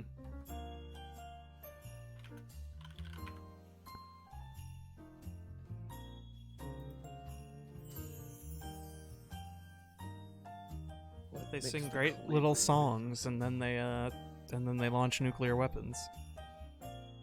As and one kidnap does. children. As one shouldn't do. That's where you draw the line. Yeah. Cut it out. Nuke the kids, don't kidnap the kids. Season's greetings, everyone. Nuke the kids. I'm ringing my bell outside the grocery store to get donations for nuking the kids. I hope you don't nuke the kids. You got bad news, buddy. Oh no! They're already launched. Sucks. I'm just gonna. I'm gonna move on. That was mostly my joke, and that now Wordsy is here to undercut it. Hi, yeah. Friday Night Funkin' is the best Vocaloid game I played. It's awesome. Friday Night Funkin' is a game that a friend I hadn't talked to in a while brought up in a Discord, and I was like, "What?" So they played it for like 2 seconds. I was like, "Oh, I love this," and then I was like, "This has been fun. I'm gonna play it every once in a while." And then like a couple days later, somebody's like, "I released 48 mods for this," and I was like, "What? Whoa!" That's where the real. That's where the real Funkin' is. Like truly. Oh, yeah. It ain't that base game. It's the community. The community is insane. The terminology they use, like releasing a full week, is releasing a set of songs that would fit into the original game's frame. So Right. like and they all have crazy art, and making the music for it is actually really fun. I've made my own Friday Night Funkin' charts. It's very interesting to do, and I haven't worked on a lot of music this year besides making bops in like a DAW, and it's a good time. It's one of my You made it. You One- made a cool Common Rider music. Was that I this did. year? I guess that was last year, technically. No. that was a Look, you while made back. that though. did. It's there. Lots of things. It was I- very good. I want to make more music this year coming up, but Do it. I'm gonna Do it. Oh, I got other stuff to focus on. Fair enough. I might ask you though. Um, I'm Oh, I'm trying to consult with you and File about things in the future, maybe plans in the works. plans and machinations. I'm I'm being tempted very to- coy. I'm sorry. I'm tempted to give an honorable mention for this category. Yeah, hit me. I tried to get into Project Sekai. Oh yeah. I can't. I've learned that all the beautiful pictures of Kaito in the world are only so much to make up for free mobile gacha games, and that's the way they're built is just Yeah. really bad for me. I don't work well with them. I don't like them. It is just I feel constantly bombarded. I'm with you. I'm so weary of the word crystals. I your gotta three- get my crystals. Get I your have- 3,000 crystals. I have yet to get into a proper gacha, and I I think always that's fail. my new Dark Souls. That's fair. Yeah, honestly, I've tried a few times, and I don't know if I've given it like a really sincere effort, but every single time I do it, I'm like, the gameplay's fine, but it's like the entire thing encompassing it is incredibly exhausting to me. Hey, fair. I'm playing one gacha and I hate it. I hate it so much. I like all the art and the characters and the little RPG story they're giving me, but every time I open that game, it's like, so you trying to give me Daily. $6? Yeah, daily login bonus, weekly login bonus, Mm. event login bonus. We're having a 6% sale on blue crystals and a 2% sale on red crystals, which you can exchange for effervescent crystals, which you can use for exchanging for pearls for gacha rolls. I'm gonna fucking Which- barf. If you turn in if you combine your blue and red crystals into Ugh, effervescent bleh. plus crystals, you can get triple SS stars crystals. Wait, they got triple S. Yeah, they super That's hard. It's that's 6 S's. That's so many S's. It's crazy. I just wanted pretty pictures of Kaito. Man, don't we all? God. I'm just like the one gacha game I'm playing, it gives you free money every once in a while that I save up until the end of the year, and I just dump it into trying to get one thing. And if I don't get it, I go, well, that was life. Oh bye. I wish I had my Blorbo. I do not. My Blorbo. I got one of my Blorbos last time because they have an event going on in Project Sekai right now, and I got the evilest Kaito, who is a yasified corrupt judge, I guess. Ooh. Powdered sucks. wig or No, he's Yeah, just an okay. anime man with a That's stinky fair. face. Yeah. And I was like, oh yay, oh my god, I got this, and then I haven't played since. Yeah, why There- bother? I should mention this was the year that I started playing what is that? It's been advertised forever. Raid Shadow Legends. There we go. Oh my The- god. I thought you were gonna say the butt game. No. So some people might remember, I think in 50 Shades, I jokingly wrote a little rap about Raid Shadow Legends. And I was like, I'm gonna look into this for real. And I did. And there was an event where there's a community, there's a little unit you can get has terrible stats. It's the worst, it's like a worst, shitty, bad little guy.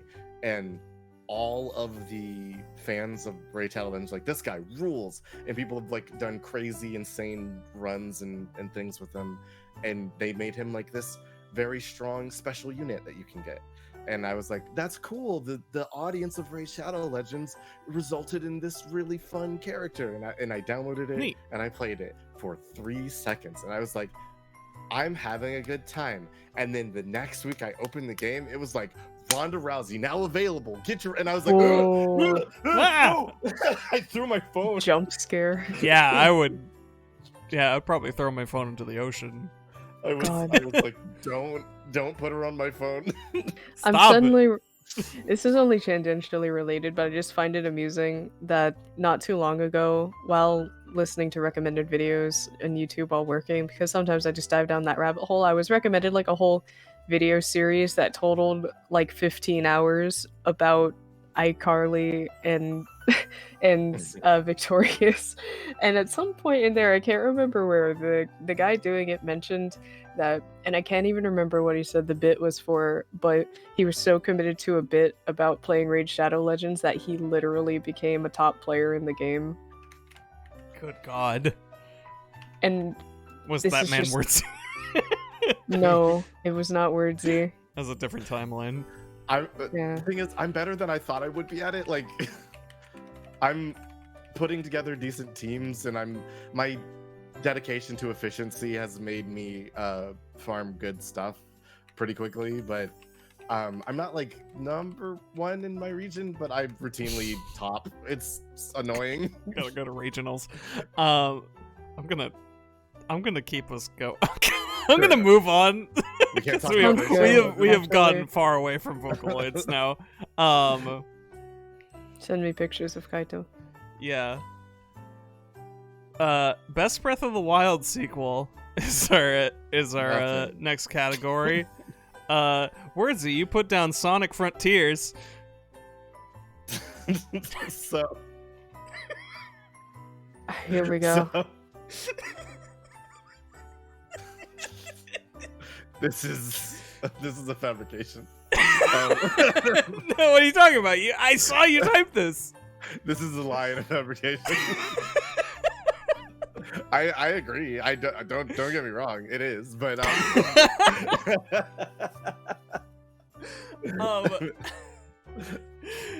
Yeah, man. God damn, Sonic Frontiers. You really took those little plinky piano bits and and like, oh my god. Like, okay, this is a gross simplification. But it is unignorable how much this game is Breath of the Wild and other games. yes. I kept playing Fixed. this game thinking, wow, just like that other game. But with Sonic, But with Sonic! The cool blue dude with attitude! Six, I have a question. Yeah. The second chair that you find, did you get the 3rd star on that? The fucking, what, the rings? No. So in Oh, Sonic Frontiers, the third the- red ring. the time one. Oh, for the time second one? chair. Yes. Man, I fucking can't remember. I played this game in a blitz like over the past 2 days. Understandable. I'm just curious. 3 days. So there's a really early level that it is very hard, and I'd believe it. There people have done it. People have been able to achieve it, but like everything I can find online about this level is I can't believe they put this at this point in the game. This is crazy. What are you doing? It's the second level. I will have to recheck because Double check. I'm curious. I probably didn't. That was probably one of the early ones where I was just like, cool, I got a couple keys, fuck it. It's 1-2, and you have to finish with an S rank time, and it's rough.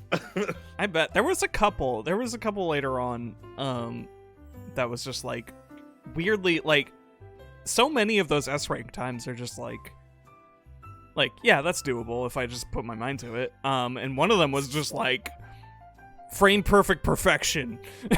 Like way later in the game. It's just like your time is going to be within 1 second of S rank at best. You were never gonna get lower than 1 second. And that was weird. But anyways, there's more time to talk about Sonic Frontiers later. This is mostly a gag, but boy, it's a little. It's a little much. It's the best Sonic game I've played in years. Bar none. I wonder why. I've played all of them. It's really good, but it does have its issues, and I can finally stop being the crazy guy who goes, but the comic books, because they put it in the game and they hired a person to manage all the lore. So Jesus, yeah. Oh yeah. No, I will get to that later. Mm-hmm.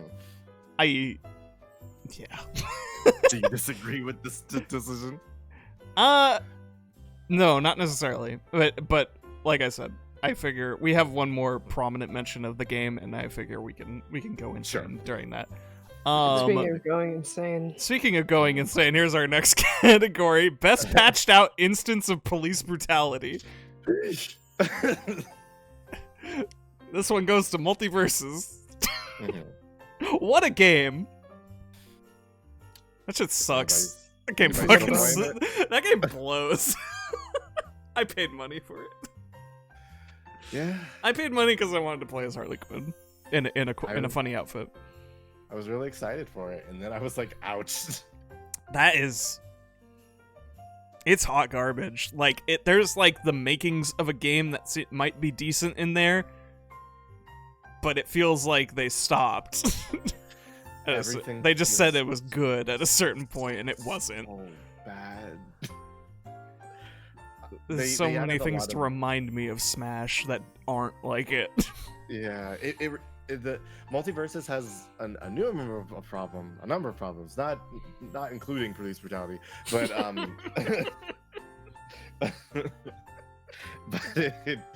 Multiverses is it is the weird, like they injected like MMO job requirement stuff in there, which was rough. They added a bunch of weird unnecessary systems to like differentiate support and like offensive characters that I really didn't like. Yeah, that was like the classifications are odd, but I get like, so the game is so very, they really want you to play teams. They don't want you to play any other mode but teams.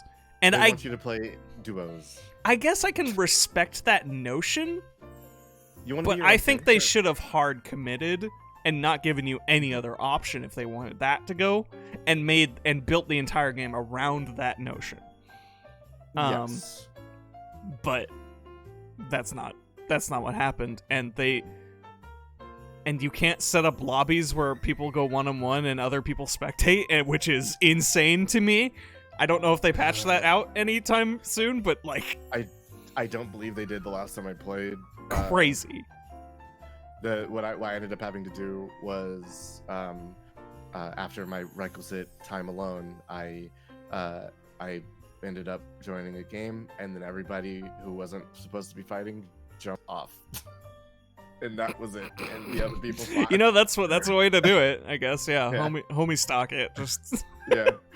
It's just all right. Y'all fight, and we're These here are the to just rules. observe. Yeah, it's a time. The No, but Multiverses is like a lot of people. There's some people that I was like listening to podcasts and stuff about that were like worried about Multiverses because they were like, I don't know, guys, this looks like Smash, but it's also made by Warner Brothers, so and turns out that wasn't entirely unfounded. Yeah.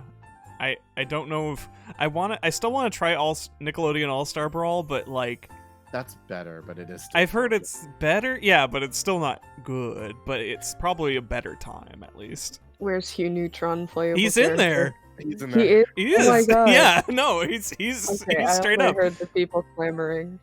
Yeah, they answered that and also put in Jenny, so like Oh my god. yeah. Any rules. Like I need to get this game. They had to patch out multiple infinite combos in that game. I mean, sure. fair. Because people kept Watch me finding do an new infinite. ones. Yeah, Hugh Neutron is the only one who should be allowed to have an infinite combo. Oh, Hugh Neutron has a Oh yeah, Hugh Neutron has the fucking. He has something from Street Fighter secretly built in. Was it just Chun-Li's like super? I think he Was that what it has- was? I think he has Chun-Li's. It's either the spinning bird or the. It's the one with the rapid kicks. Yeah, like Yeah, he secretly has Chun-Li's super in it, but there's also, I believe, a parrying system in. You can, yes, you can. Yeah, you can so create the moment. You can recreate Evo Moment, what, 10? Yes. Incredible. Evo Moment 10, and Daigo parry that, man. Oh, Daigo Parry, Hugh Neutron, do it. It's so like honestly, why aren't we all playing the game? Because not a lot of people bought it. Because it costs money and Multiverses is free, which says it all. It could have been good. There's free video games out there now that are fine. Yeah, there's lots of good free video games. I guess I never really mentioned what this category was about. Velma used to have a thing where she just called the cops on you and Yep. they took you away. And then they put a real life black man into into the They game, put LeBron James. and that It's an provided an oversight. image. Having Oh. Velma call the cops You in the know, first that's- place just feels kind of weird, even putting these oversights out of mind. I can see how it makes sense. Like- because it's Yeah, like I The- get the- it, the but kids- also I no. get that you could totally just call Fred to run someone over with the mystery van. Or Isn't that I what don't it know, is some- now? Like, isn't it just Yeah. it's straight up the mystery van now? The It's like, mystery why wasn't machine. it that boom, we in the could've- first yeah. place? I wish it was Fred setting up traps. 'cause Yeah, that would have been I- sick. I like Mystery Incorporated Fred the most because he's crazy. He's insane. Listen up, gang. Fred Um, is awesome. Yeah, He's a treasure. yeah, yes, He- he is a treasure. He loves It- traps. and Yeah, hates love. I feel like they could have really committed to Mystery Inc. being like a whole thing, but they really wanted to get that fucking final, what the hell is Ultra the, Instinct Shaggy. Ultra Instinct Shaggy? Yeah, they really wanted to get them meme dollars. What she did. Congrats. Yeah, they should put Scrappy in it. Yeah. I would main him, main Scrappy and grief people, because that's what else are you going to do with Scrappy Doo? You grief. I mean, You don't make people's have lives to- miserable. I've been watching some old Scooby Doo just for fun because I can't catch the Macross stuff because I'm streaming then. I'm So- sorry. Just that's fine. I've been watching 13 Ghosts of Scooby Doo and some of the older Scooby Doo shows. And Scrappy Doo is fine. Honestly, He's just kind he of is- annoying. I don't think he's any more annoying than any of the other gang. Is That- the thing. It's fair. He's He's annoying in the way most kid characters are annoying. To me, Scrappy Doo is much less annoying than Flim Flam. Who's Oh well, yeah. almost- Fuck the rest of the Scooby Doo family. Flim Flam. That kid. Yeah. Yeah, never Flim mind. Flam is a whole bag of issues. Yeah. Ugh. Flim Flam came back up in a like one of the newer Scooby Doo shows. Right. Yes. Because they introduced a bunch of stuff from old Scooby Doo. It's rough. Flim Flam shows back up, and also Scooby Doo is in Supernatural, and they have Right. real There was dark that moments. fucking crossover episode of Supernatural. It was so weird. That was like the only time I ever wanted to watch Supernatural because that conceptually is so funny. Yes, if people want to watch Scooby Doo with me, please. I got a ton of it, but it's Throw it up. for sure. It's weird, and it's fun going back and seeing like where animation came, because you can like see cells and stuff. We're not talking about multiverses anymore. Yeah. we'll get to that. Yeah.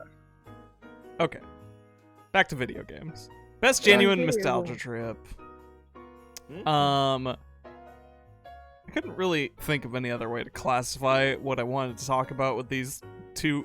I got a 2-in-1 game set here. I got Perfect Tides and Hypnospace Outlaw, which I consolidated because they're more or less the same era of nostalgia that I'm getting hit with. This is Shake's Crack. This is sort of. I mean, like, you know, I'm not one who holds like an extreme fondness for old online. I do miss it. It was a great day. It was a great time and very formative, and I saw a bunch of things I probably shouldn't have. But you know how it is. But anyways, Perfect Tides is the more modern of the two titles, but I got into Hypnospace Outlaw this year. I finally fired it up for a miscellaneous Monday. But Perfect Tides is a game by Meredith Gran, who did the webcomic Octopus Pie, and several other comics. She got work on that Marceline and the Scream Queens comic series. Oh, cool. That was like a really big gig she did. But yes, Octopus Pie has been like the big baby for her. But this game has nothing to do with that actual story, but it is very much still in her classic art style and very like personal. And I'm going to bring up this game multiple times in the rest of the categories, but like the main thing for this category is that it takes place in the year 2000. And the main character of this game is a member of a fanfic circulation web zone that over the course of the game, like, I mean, like, she kind of grows in and out of it as she is like figuring out herself and like going through, you know, teenage puberty and all kinds of crazy bullshit and online relationships and the inevitability of this web zone like crumbling, like dying out, because that was a thing that could just happen to certain circles back in the day. You could just, like, you know, the service it was hosted on could just come to an end. Right. And nobody could do anything about it, and like you could keep the community like sort of in touch with each other in a new place, but it would be impossible to reform in its entirety. And that's a subject that comes up, and it's all really sad. Perfect Tides is so fucking sad and so fucking funny. It makes me very emotional even recalling specific parts of it. But even aside from the internet, there's just so many like other little cultural things. You know, there's like a Final Fantasy VII pastiche. There's her the main character's mom collects like memorial, like collectible plates. Remember collectible plates? Yes. My parents had those. Yeah. When your parents were into collectible plates. But her mom has a collectible plate collection, and also is obsessed with tragedies. Which I think is... See, it sounds very specific, but honestly, I feel like I could relate just the notion of like, oh, like she died. That person died so soon. How sad. Like being like minorly obsessed with that. This culminating also in a Princess Diana collector's plate. How do you rank the Final Fantasy VII pastiche and Perfect Heights compared to the one in Yeek? I am. My answer is, if I had mod controls on right now, I would time you out.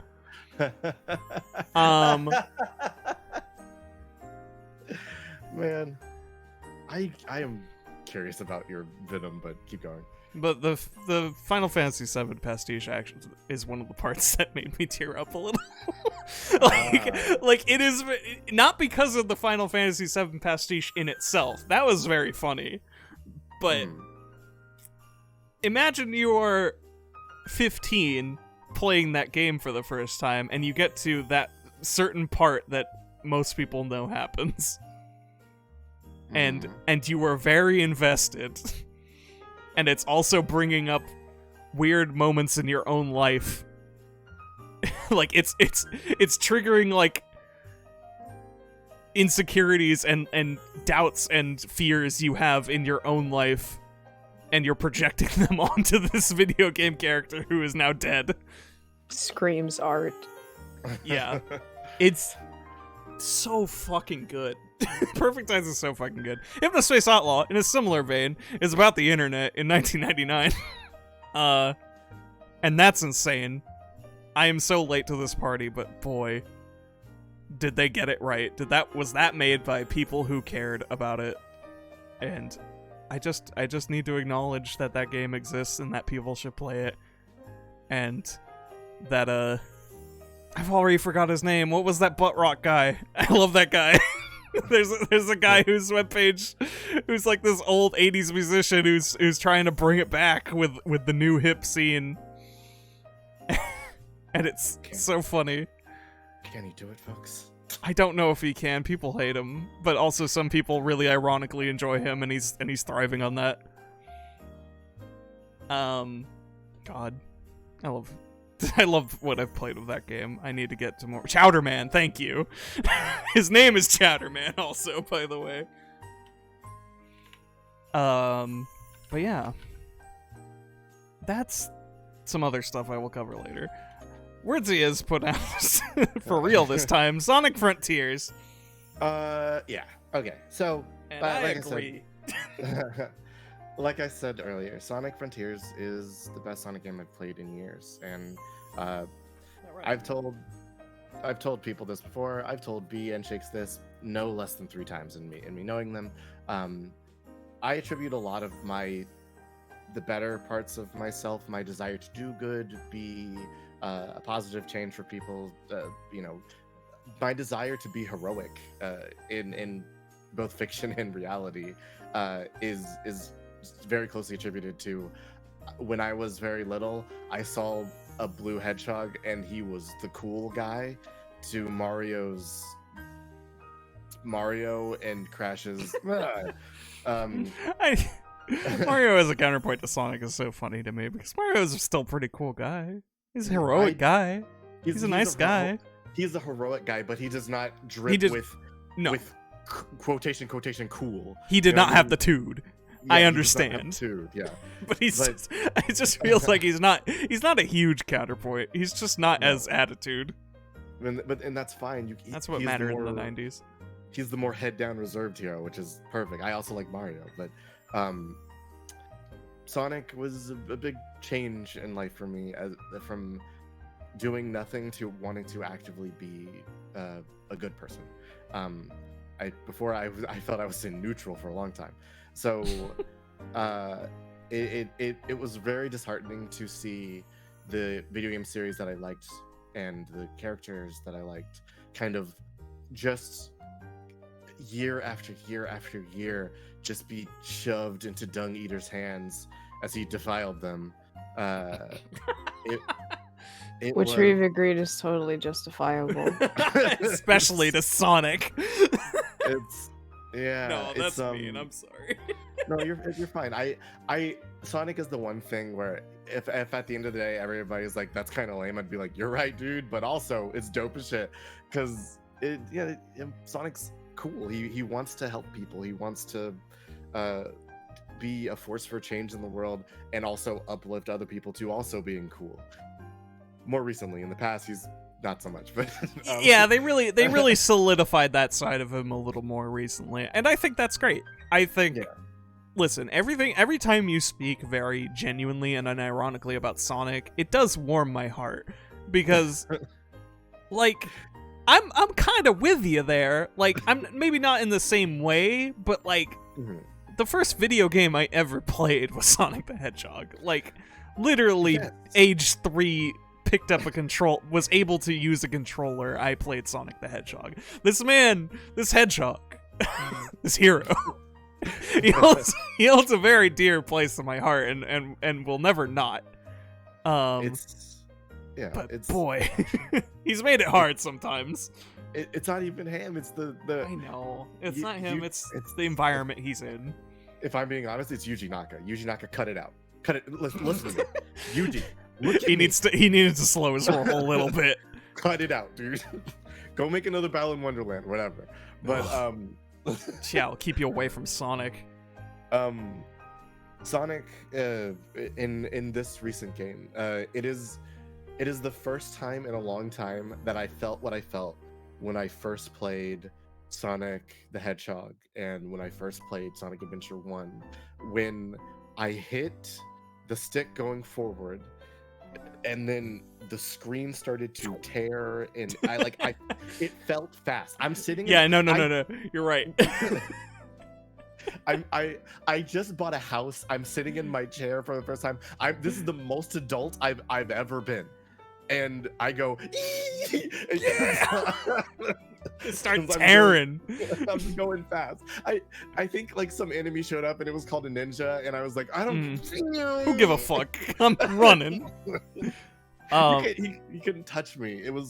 This is coming off of the back of the Sonic movie that was incredible. Sorry, God. Oh yeah, well there's a little bit in that game that very felt like, oh yeah, they definitely saw the movie. But man, yeah, no, the speed thing, like, you know how there's that joke where when a Spider-Man game comes out, people are like, it really makes you feel like Spider-Man. That thing that everybody says. Sonic Frontiers made me think that about Sonic, like, unironically. and it took me a few seconds, and I'm like, oh my god, I just thought the thing. It really made me feel like Sonic. Like, it's an open world environment, and it so utilizes that speed so well in ways that the confined stages never really got to. It's like it suddenly puts you in a scenario where it's just like, yeah, look how big this field is. You're across that in 5 seconds. Because you're super fast. It's this game and the movie, they both did something that I've always thought was clear to everyone, but I guess it wasn't, because I remember watching in the movie and people were like, oh, but Sonic, much like the Flash, exists at a speed where the rest of the world kind of is not a threat. A little bit. Because he's moving so much faster that what are you actually going to do? So in this game, the first time I ran into an enemy, I could sit there and run in circles around that thing for years, and it could never catch me. It's the only danger is me messing up. Sonic is so fast, and it feels good. If you really want to, you can make him go setting it in the settings. It's crazy. You can slow it down if you want. If you want. I know. I don't know why that like that meter was set at the highest in the settings, and I didn't know that was a meter in the settings until I looked, and I was like, why would you ever turn this down? This is insane. Who would do that? I guess for fine control, but just play different. This game. Listen, the jank and the way you fuck up constantly in that game, I think it's a feature. Yes, it's fine. I am very famous for like not wanting to try difficult things. In many cases, I will just grind past something if I can't beat it.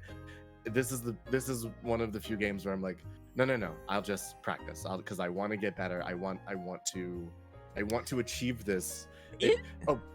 At a certain Okay. point, it's manageable. Like, it feels like it's too crazy. But like, outside of some circumstances, and a Sonic, I feel a modern Sonic game at this point isn't a Sonic game if it doesn't have a little jank. And Sure. like, that's fine. Like, sometimes shit wouldn't react exactly how it was supposed to. Hey, did you run over the whatever. stage again? Yeah. Yeah, like when I boosted over the end goal. But that video was I that was very funny. I shouted in my room alone. I was very mad at that. But it was funny. But no, like it becomes like, and as they give you more tools and as you learn these tools and stuff like that, it really does feel pretty intuitive. And they made all their little tiny little obstacle courses like very much in line with that, and it felt pretty good in general once you got it going. Yeah, and it, I spoke earlier about like the lore manager and all that stuff. It's as silly as it is because I care. Here, I'm gonna just put a mark now. Sure. Because I feel like we're just going to spoil every fucking thing ever now. I'm going to try and not spoil things. I'm gonna. Fair enough. Here's the thing. I need to talk about shit in this video game. It's done things to me. They are including things that are making things in the past canon to Sonic going forward, which I believe is a change that they are making because of the Hyrule Historic, I think is what the thing was called. Oh god, yeah, it probably is because of that. I don't know, like, yes, there was a name on that. There was a name in the credits for the writers that I didn't recognize, and it was like it was American. And I'm wondering if that guy's influence also might have been in there. Of like, maybe. I wonder if he was brought in partially for that purpose of just like, so like a huge thing about this game, as you said, is Are you talking about Ian Flynn? I might be. I don't know. I can't remember his name. I just remember it's like there's 3 names on here, and one of these is not Japanese. So Ian Flynn he's kind of been the Sonic guy in recent years. Okay. He became chief writer at Archie. Oh, yeah, all right. He's the guy that came in after Ken Penders. Right. Oh, they brought the comics man in here. Okay. Yeah. Ken Penders, Even better. If anybody's curious, is a crazy person who worked on Sonic in the past. There's videos on that man. Maybe watch them because Yikes. he is yikes. He is a crazy person. But yeah, so like this game kept on hitting me with references, and like really casual ones, like pretty natural, like oh, this reminds me of a thing like that we have faced in the past. But the fact that it was like so weirdly revolutionary that they acknowledged literally anything in the past at all. Yeah. Sonic has been like so allergic to like having a continuity, to which it was sort of like, I don't know, at a certain point you just go like, okay, that's part of the deal, right? Isn't it? But it's not. And it hasn't always. Like Sonic Adventure 1 and 2 and Shadow the Hedgehog are all, and a little bit of Sonic Heroes are all kind of pretty tied together. Yeah, Heroes and all the way up to Generations. A lot of that is plugged into each other, but there's still a lot of differences. I think the 4 I mentioned there probably are the most like just intrinsically tied, I feel like, just of content. They just kind of keep bringing stuff back, and they keep doing stuff with it, especially Shadow. Like Shadow is insane. Shadow is the glue that holds us all together. A little bit. Yeah. But like to have a game just now start referencing just point blank to my face, hey, remember when this happened? Like, you know, like, you're having doubts about yourself, but remember when this happened. Like, it not only, like, it wasn't just references, it was bringing forward things, and it, you know, it was bringing up continuity of the Sonic universe and going, this was important, you should care. Like, and that was insane. Like, that was and not just the 3D Sonics, like all the way back to to Sonic 1 to now, everything except 06. Well, I didn't catch anything from 06. Which is fine because they rewrote time in that one, so whatever. Yes, 06 specifically writes itself out of the canon, but there you go. The 06 catch is a conversation between Sonic and Amy, but it's small and doesn't matter. That's fair. The big thing for me is when they introduced a thing that Ian Flynn wrote. He wrote a character named Tangle, and she is mentioned by name, and I punched a hole in a box. I was so excited. We have had so many arguments. We have had so many arguments about Sonic comics, and I stand by them until now. Like, this is not there. This. I'm not gonna say this has retroactively changed everything. I'm just saying it has made a statement going forward. Yes. And your arguments about the comic books in like how they relate to those games, very fair. Because hey, what normally happens is the comic book happens, and then the game does something, and the comic book steals that. Yeah. But the novelization. It is very. I'm very interested in what happens after Frontiers, because if I'm being entirely honest, Frontiers could be better polished. Frontiers could have more content depth to it. Frontiers features a weird leveling system that really doesn't need to be in the game. Ooh, that shit burned my ass. But Frontiers represents a huge, like, positive step forward for what Sonic can do, and I hope there is another little African American kid who got Sonic Frontiers for Christmas and is going, whoa, he goes so fast, and then he goes to school the next day. He's like, guys, have you heard about Sonic the Hedgehog? And they're like, my dude, we were all playing on VR. What are you talking about? What's a video game? We're all reading books. And in other words, he's born. It's the meta for me. Okay, so like you said, going forward, I thought you were going to say this could be the last Sonic game. It's not. It's officially already not, because it's been talked about that they're making more. But like, okay, so here's the thing. It could be. Here's the thing where I just start talking about everything in this game. Oh yeah. This game felt like a funeral.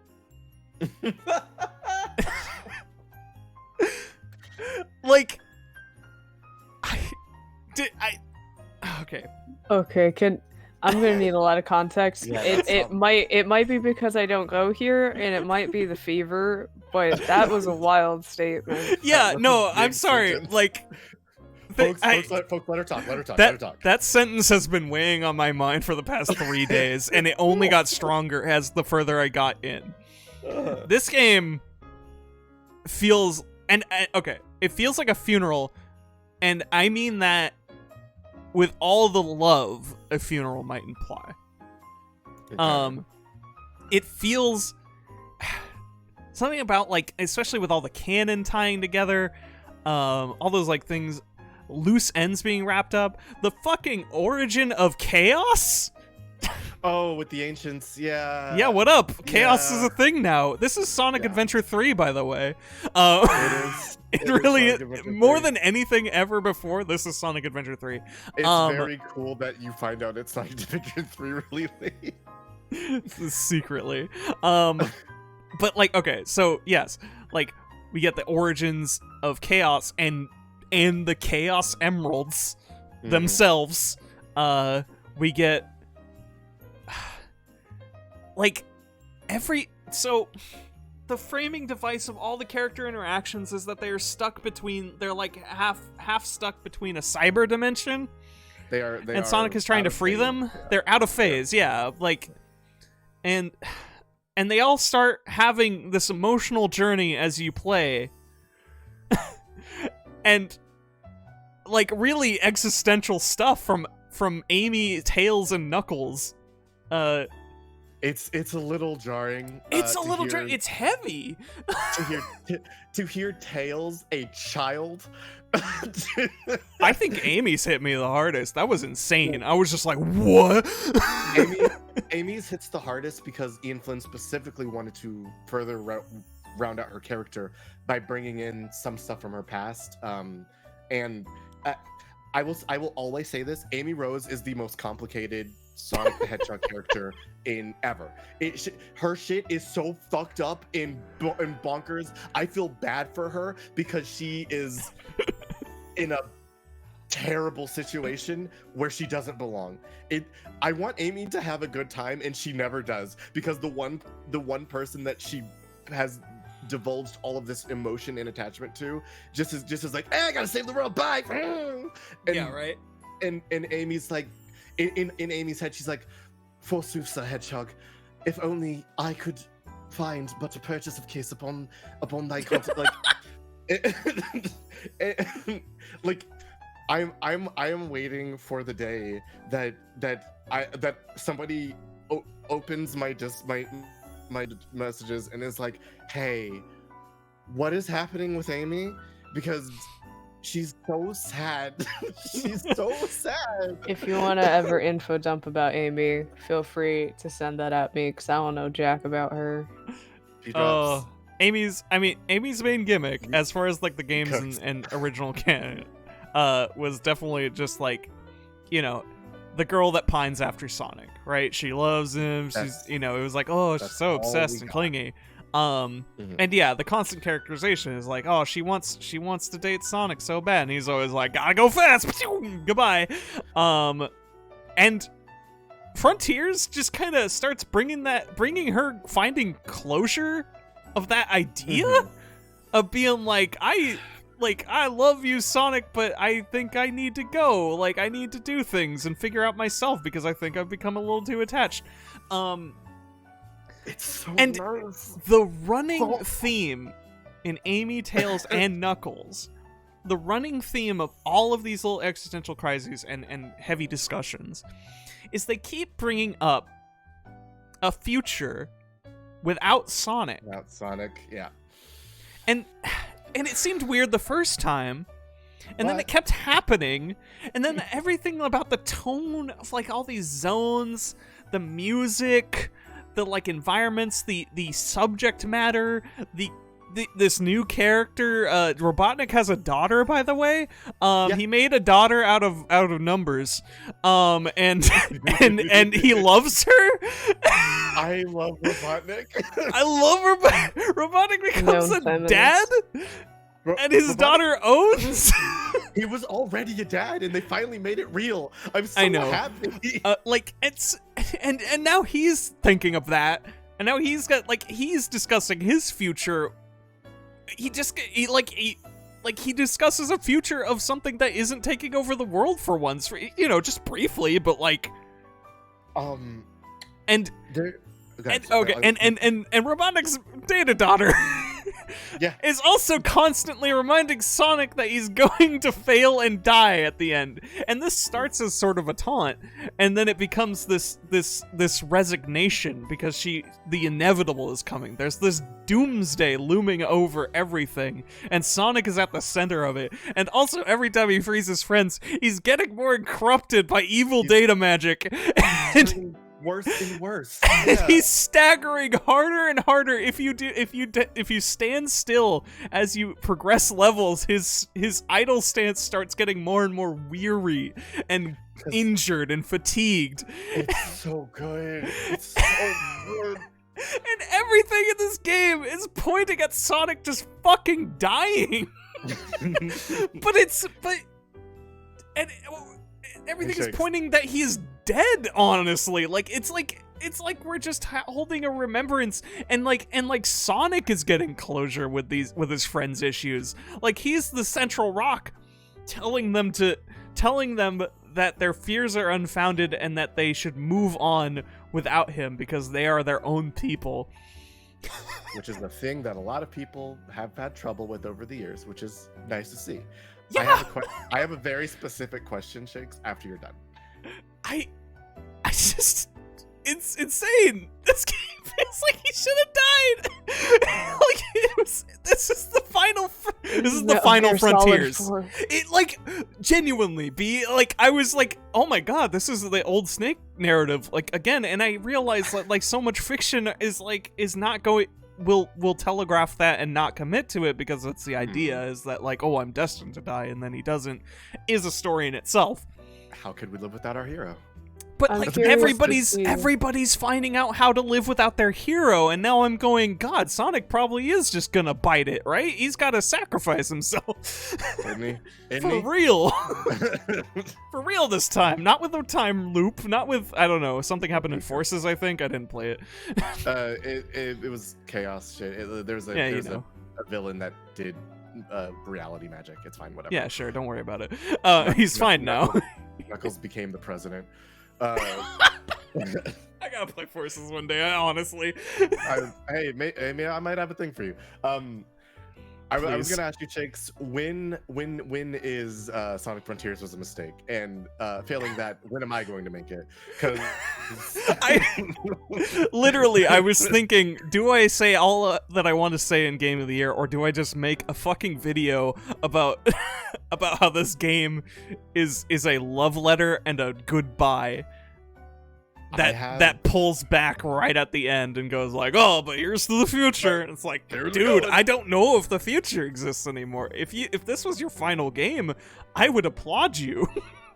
It had a shitty final boss, but whatever. It wasn't. It's not great. The final boss sucked ass. It was so lame. I have never more wanted to make a video essay in my life, but this. It's a game that is about people moving on, which is nice. And have you watched the Prime show that's on Netflix? No, I've been meaning to watch it. A whole bunch of the show is showing what happens when people don't have Sonic, and some of it's colored, like when Sonic's not there, things go to hell. But also they live their own lives still. Like they don't just give up and lose. You see Knuckles take a leadership role. You see Amy decide to no longer be damseled. Tails gets a very prominent I didn't have a cool older brother to show me to be good, so I'm my own guy, but I can still be that without having to be in the background anymore. A lot of these themes happened in Sonic Adventure 1, actually, and I was literally gonna say that was such an underrated part of the non-Sonic segments of 1, was just hey, here's this cast of characters, and they interact with Sonic, and some of their stuff is centered around him, but they have to deal with shit themselves. Tail especially, which is a big thing they mention later, is the ending of Sonic Adventure 1's Tails segment. It's you Tails? Did that, Tails. That was you, man. Tails' whole... Okay, I have thought about this for years. Tails' entire Sonic Adventure gameplay thing. I'm sorry if people want to hear more Game of the Year stuff. We'll get to it. Tails' entire story in Sonic Adventure 1 is he does Sonic stages after Sonic. He's not as fast as Sonic. He does them differently because he can fly and he has different tools. He goes through Sonic stages, and you're specifically trying to beat Sonic in the stages. You're literally overcoming Sonic, the person whose shadow you were in the entire game. And at the end of the game is Eggman going, ha ha ha ha, you're not Sonic, get out of here. And Tails is going, I don't have to be Sonic, I'm gonna beat your ass. And then he does. And it's so uplifting because, and then you hear I want to fly high, and you're like, yeah. It's such a fulfilling like story, all in its own, that it is about Tails' relationship to Sonic, but it is about Tails. So and then that immediately fell off when Tails became the little buddy again. Like that was exciting to see growing up, and now seeing Tails discuss maybe not having Sonic around anymore is very exciting again. It's important that Sonic talks about not having hero worship, because so much of what I think the problem with Sonic is a lot of people tend to think of Sonic as it's the Goku problem of only Goku can fix this. But in Sonic, there's so many other characters that not just contribute but shine, and it's depressing when everything is boiled down to let Goku fix the problem. That's what frustrated me about Dragon Ball and Dragon Ball Z. Less than Dragon Ball because other people did stuff. I mean, but Dragon Ball.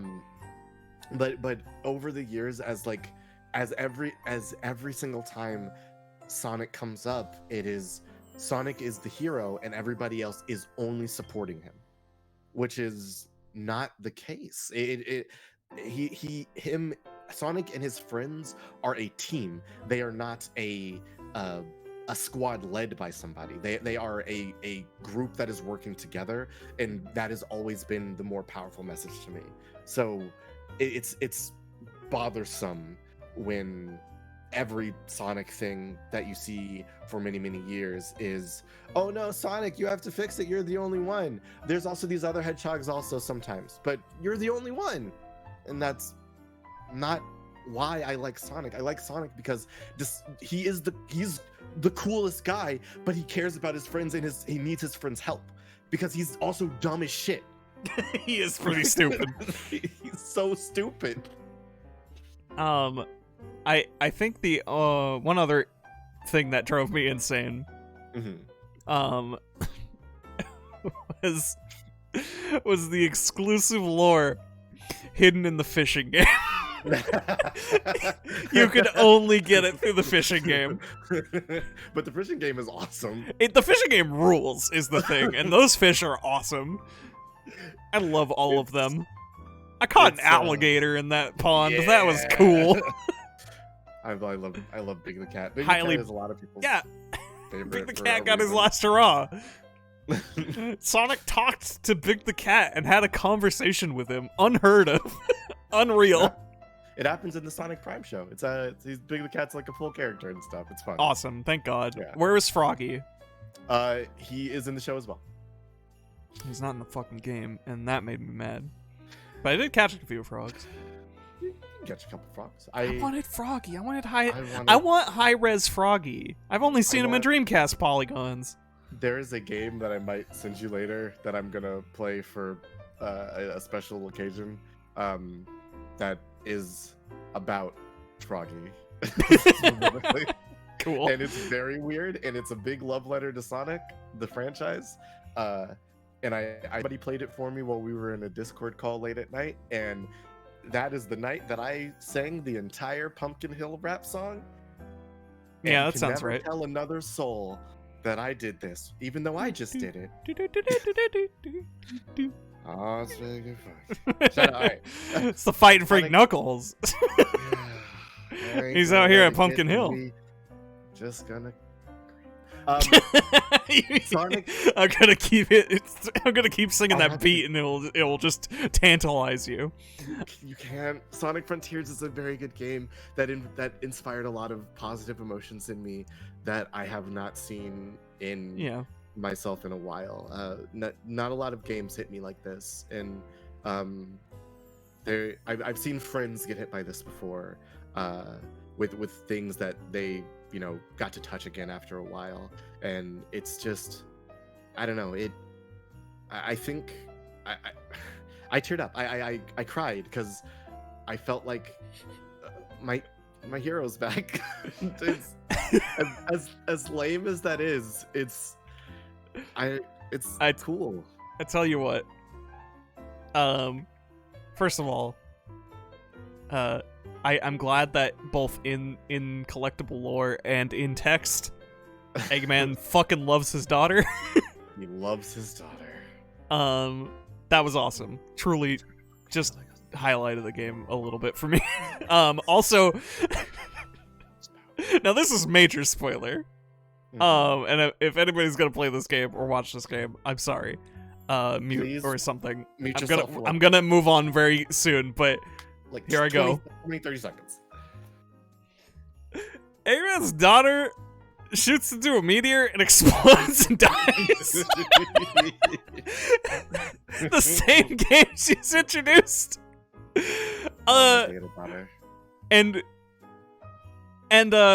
So I went through a few emotions. One was like, oh man, and the other was I forget if this this happens right before the credits. You get this shot. Everybody's celebrating, right? The evil is defeated after a heroic sacrifice from Eggman's data daughter. If you're it's her name is Sage. You can... Sage. I just like calling her that though. I know. She's a daughter made of numbers. And she's great. But so everybody's thankful, they're hugging, they're happy. Sonic's okay. We're all gonna be okay. And then we just cut to Eggman watching the shards of this thing that they just destroyed plummet to the sky, and just reaching his hand out over the water and like grasping at something and just letting it fall. And this is in complete silence. They just linger on this. And that got me really bad. And then the credits roll and a character song plays. As sung by Sage. Yep. Talking about how she hopes he's proud and loves him. And I did a full 180. I laughed my ass off at that. I know that was probably trying to maybe reinforce what I just saw. It went a little too far. It was really funny. It's Sage and Eggman are. I've always liked Eggman. I think he's a very fun villain. He's very handy and fantastic. I like hearing Mike Pollock go. Ah! It's the only. infectious. Oh man, he is like the only voice that felt comfortable. Mm-hmm. And I gotta say, everybody's voice sounded fucking weird in this game. That's on purpose. Of course it is. Sonic sounds like tired and older because they told him to be tired and older. That's so funny. He really is Old Snake. Knuckles sounds just weird. Like I get it, but he just sounds weird. Amy also sounds weird, but I guess they just really didn't want a super squeaky character anymore. It's not. She's different. She's Tails supposed seems to be fine. older now. Yeah. I mean, Tails is a kid. Tails is still a kid. He's a little older, but like he wasn't like egregiously different. Like when Amy first spoke, I was like, I got whiplash. But yeah, Eggman being destroyed at the end of the game it hurts. That shit hurted. It's not friendly to me. It's actually kind of rude. And it okay, so this is okay, so they did this story before. Ian Flynn did this before specifically. Gotta recycle the hits. There's a character. Well, it's not Ian Flynn didn't make the character, but he part of the team that made the thing. Belle the Tinkerer was a badnik created by Eggman, and she's a kind-hearted, like, nice character. She's like a little animal Pinocchio. Eggman created her, and then, you know, some stuff happens. She's supposed to be the thing that, like, makes Eggman nice and friendly, and Sonic fights her, and she's like trying to not die while he's punching at her, and it's then it's like Eggman is kind to her, and we see another side of Eggman where he's being a father, he's being good, and we get to see this, like, relationship flip and get turned when she has to, like, save him because he gets evil again. It's a lot, and there's a moment when it's revealed that she has been a robot this entire time, and she thought she was made special from Wood by Eggman, but it's not, and it's a huge betrayal moment. It's a lot. Read IDW Sonic is actually very good, but Belle and Sage, both for me, are much like Amy, are very complex characters. All the females in Sonic are crazy multi-layered people, and a bunch of the dudes in Sonic are not, and it's weird. So I think Shadow might be the most multi-layered Dumbass person. meatheads. Yeah. I was shocked Shadow didn't show up in this, given how everybody was kind of rolling in, and also that Eggman name drops Ark and Maria. Yeah. In his Because logs. Something happened to me. And he's like kind of bitter about her, which is fascinating.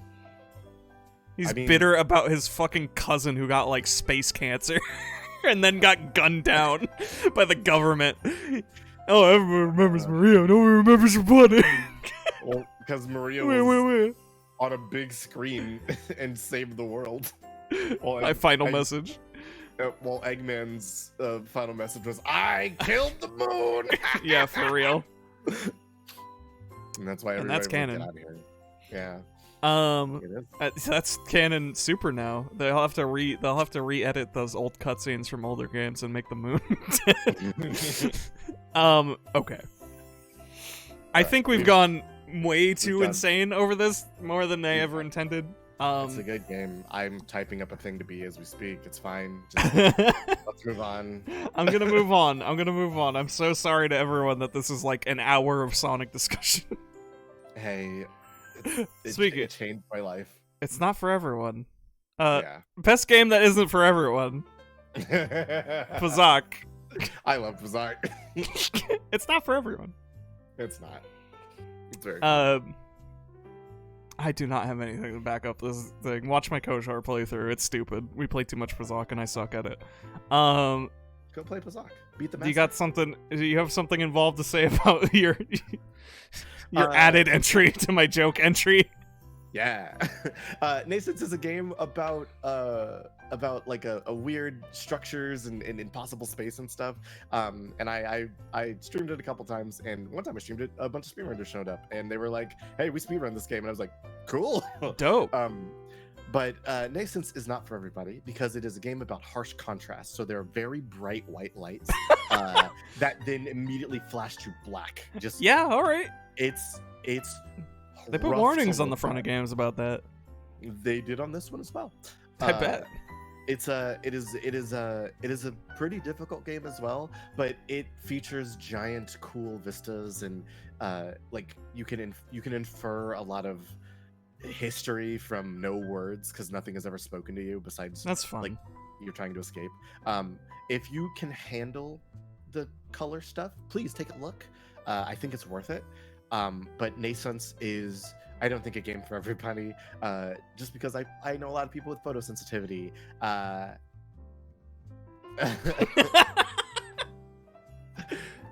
Welcome it's back. just, Sonic's over. It's time for Pazak Stars. yeah, Pazak is fun. Nascence is fun. Don't play him if you can't. It's not worth it. There might be situations where you do not enjoy these games or cannot play these games. Don't do that if so. All right, But if you can, yeah, moving on. keep going. Best game I was very late to the party on. I highlighted this because I'm probably gonna do it next year once we do more things. Because I'm gonna be late to many more things in the future. I'm all Count on it. Crosscode is the big one for me this year. Crosscode is super cool. If you have not played Crosscode, do it. It is a really neat simulation of an MMO. Yeah. First and foremost, and I think they did a really good job of making that feel right while simultaneously serving itself as a single player game. And I think that's an insane balance to strike. When I think about it. It feels authentic, but it's fully single player and fully intended to be single player. But you could see it being an MMO. Easily. I wish they actually had a character creator. It would be really fun. They tried to do that with .hack and it didn't work as well. Not to use in game, I just kind of want to see how it works in fiction. Second on my list, another thing I am very late to, Final Fantasy VII Remake. I think it's pretty good. Boy, there's a whole basket of stuff to say about Final Fantasy VII Remake that I do not intend to get into. If you know, you know. If you don't, consider trying it. Please buy it. It's a really cool production, I think. And there's a very good... If you don't really want to play it but want to learn a lot about it, Chip and Ironicus have a great Let's Play. It's still ongoing. They're almost done. Very full of information. It's got both main storylines. They're just doing extras at this point. It's very full of information, and especially contextual stuff with the original, because these are two different products. Final Fantasy VII and Final Fantasy Remake are two entirely different products. I will not explain why, because the gimmick is... That's the gimmick. Anyways. Moving on. B. I accidentally... Oh, heck, hi. Welcome back.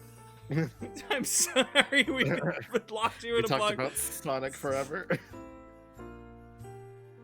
No, Disco Elysium, I can't really talk much about to avoid spoilers, but I can't really recommend the game enough. I'm sorry that's not very descriptive. That's fair. As stated before, every time I see content from this game, I smile, so it's a hell of a read. I suppose for Disco Elysium, support whatever the Zom Creative Collective is making again in the future, because I'm sure a lot of you have heard about the Zom trouble that happened in the past. Yeah, especially with the sequel happening. Well, the sequels, not them at all. I know. that's part of the problem. Sucks a lot.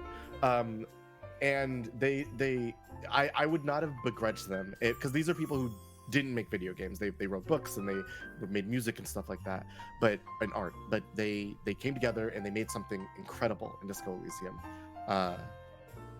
They unfortunately, the business world is full of monsters, and the light bending rich man actually stole their game from them, and they have said they want to make game in the future, which is really heartening.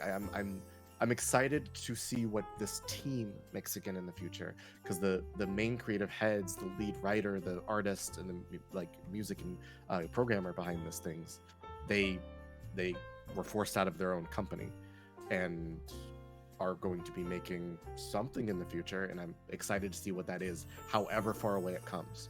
And the Disco Elysium movie that was slated to come out, and the sequel game. Less so, but hey, we'll see. I guess. Like a movie, all right, sure, whatever. I think it got its rights sold to Amazon. Naturally, I'd have to double check that. that again, sounds like the thing that would happen. Honestly, is everybody ready to see our hairy friend in real? only if they get AEW's The Butcher to play him. just a nasty guy. That guy looks just like him. He's the perfect He does. casting, and I'm sure He they're not does. going to pick him because they're idiots. Anyways, Anyway. Quickie added entry. I don't remember when I put this in, but Celeste, also a thing I was very late on that I played very recently. Wow, turns out that game's good. Everybody said so. Yeah, that game's pretty good. I got it for free in one of those charity bundles and have been sitting on it. I got it for free on Epic and in the charity bundle, and then I bought it on Steam still because I needed to give them money somehow. Yeah. I think it's on itch. I mean, it is on itch. I got it through itch, Yeah. so if I can, I might send some to them. You threw in Heavy Rain. Yeah. I had never played Heavy Rain actually. How was it? So I only played some of it because I played it for my alphabet stream. It's you know, I can see why everybody thought that was his best game. It Oh, if it- that ain't the real summary. it was engaging, and I will say, if I had my way, I would just cut out sections of the game, because anybody who watched me stream it heard me go, we didn't even hear her name. In this particular scene, we meet every other character, and the introduction scene for the female lead is her being attacked by ghosts in her own home, and we don't even learn her name. And she's just running around in her underwear, and I'm like, what the fuck? Why? The you know, the setup for the game is interesting, and the visuals are fun or whatever. The situations are real. It's like I'm watching a movie, but the problems with the game are the problems you will have with any sort of Quantic Dreams production. I think I might be one of the people I know who enjoys those games, but because everybody else I know is just like, no, these are just bad. There's parts of them that I do legitimately find interesting, engaging, and fun, but there are parts of them that I can't ignore because they are there and I have to go. Ugh. But me and the Jam Crew did a whole playthrough of Detroit Become Human because I threatened it for so long, and Connor and oh god, he has a dog named Sumo. Am I the? I'm a bad person. the The lieutenant voiced by Clancy Brown. yeah, Clancy I- Brown guy. I I was forgot gonna his call him name. Clancy Brown. Hey, that's what he is to me. He is the better part of that game. Like those two are the better part of that video game, and a few other set pieces. But yeah, Hank. Hank, yes, Connor and Hank. God, Clancy. that was the most engaging part of the game. I like every time they weren't on screen, I was like, shut up, robot Jesus, shut up. Send me back. Go. I just want to see these two be friends. And Please.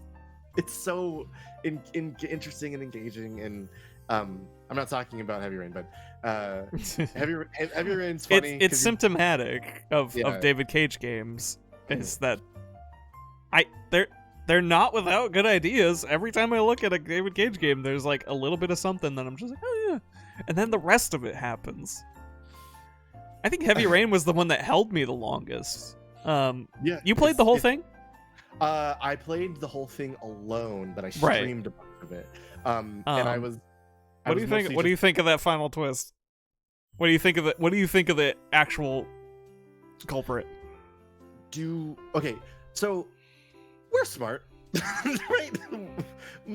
All the three of us here on this panel and Liz clearly are all smart. Liz is the smartest, probably.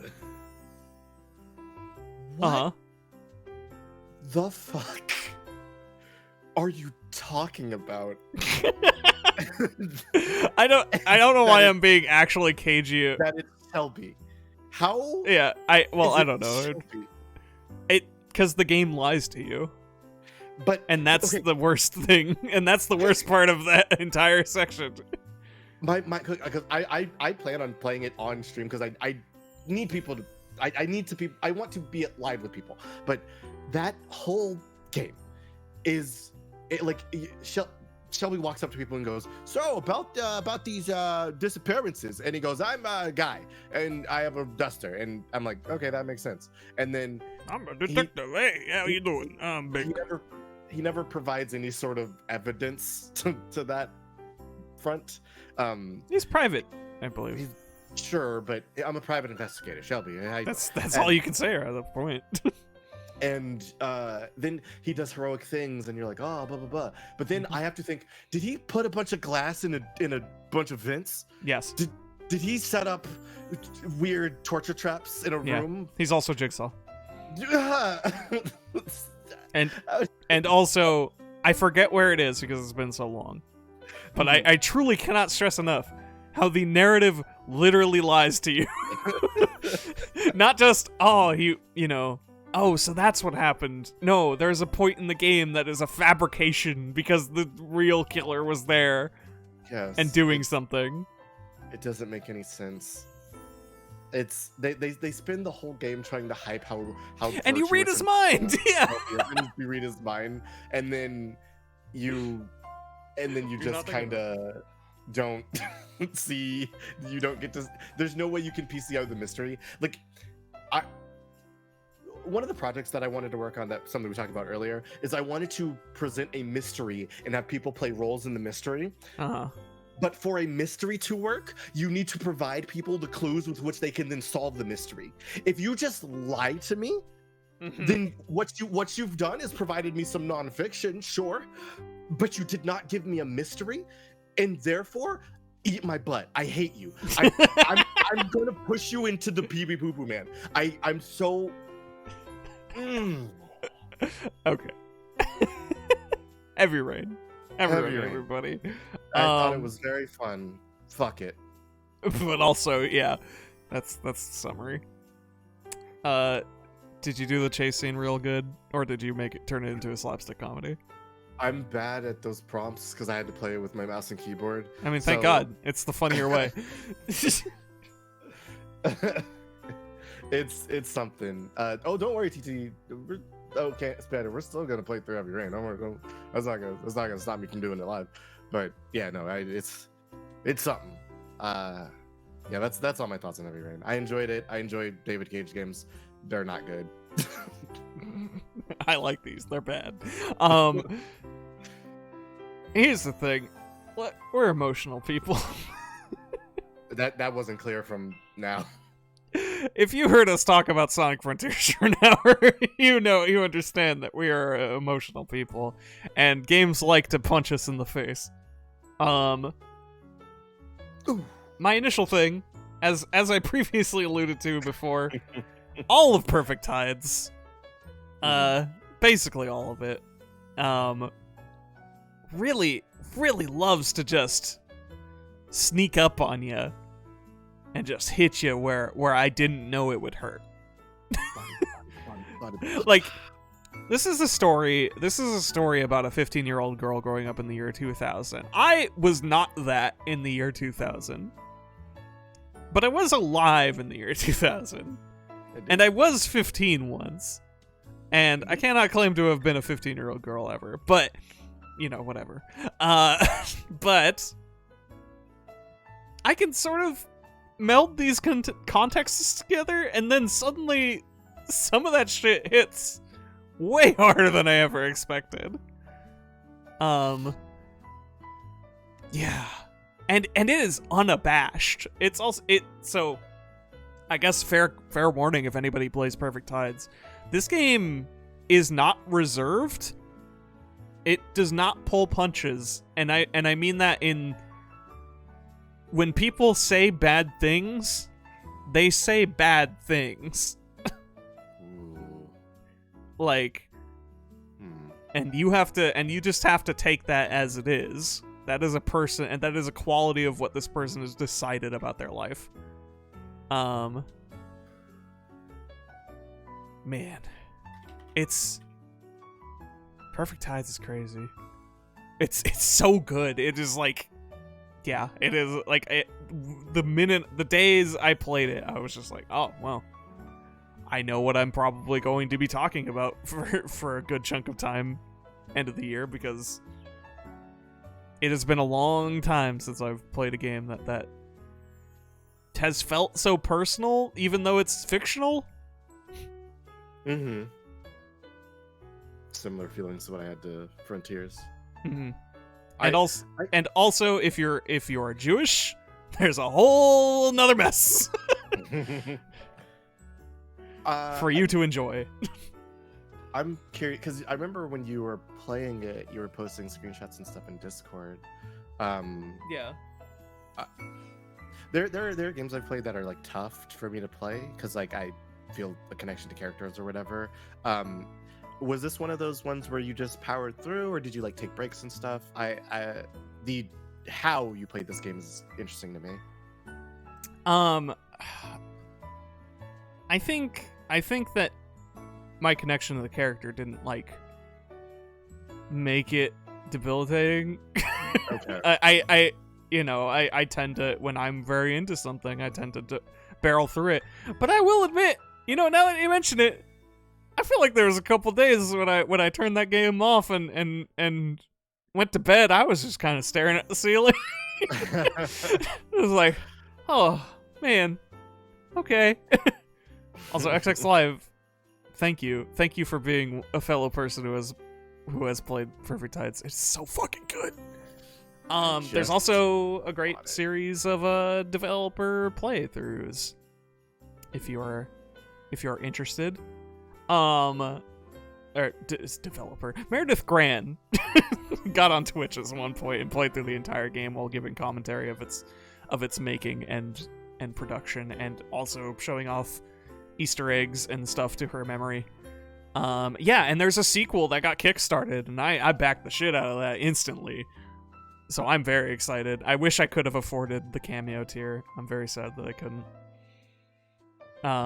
Even though I was not who I am now back then, but hey, we could pretend. Yeah. It's also, yeah, no, I feel like I could just dissect this game piece by piece, but it is great. If you know, O2.mp3, good shit. Good shit, and also I did it wrong. So I created my own narrative, and it was way gayer than I expected it to be. Didn't really match correctly though.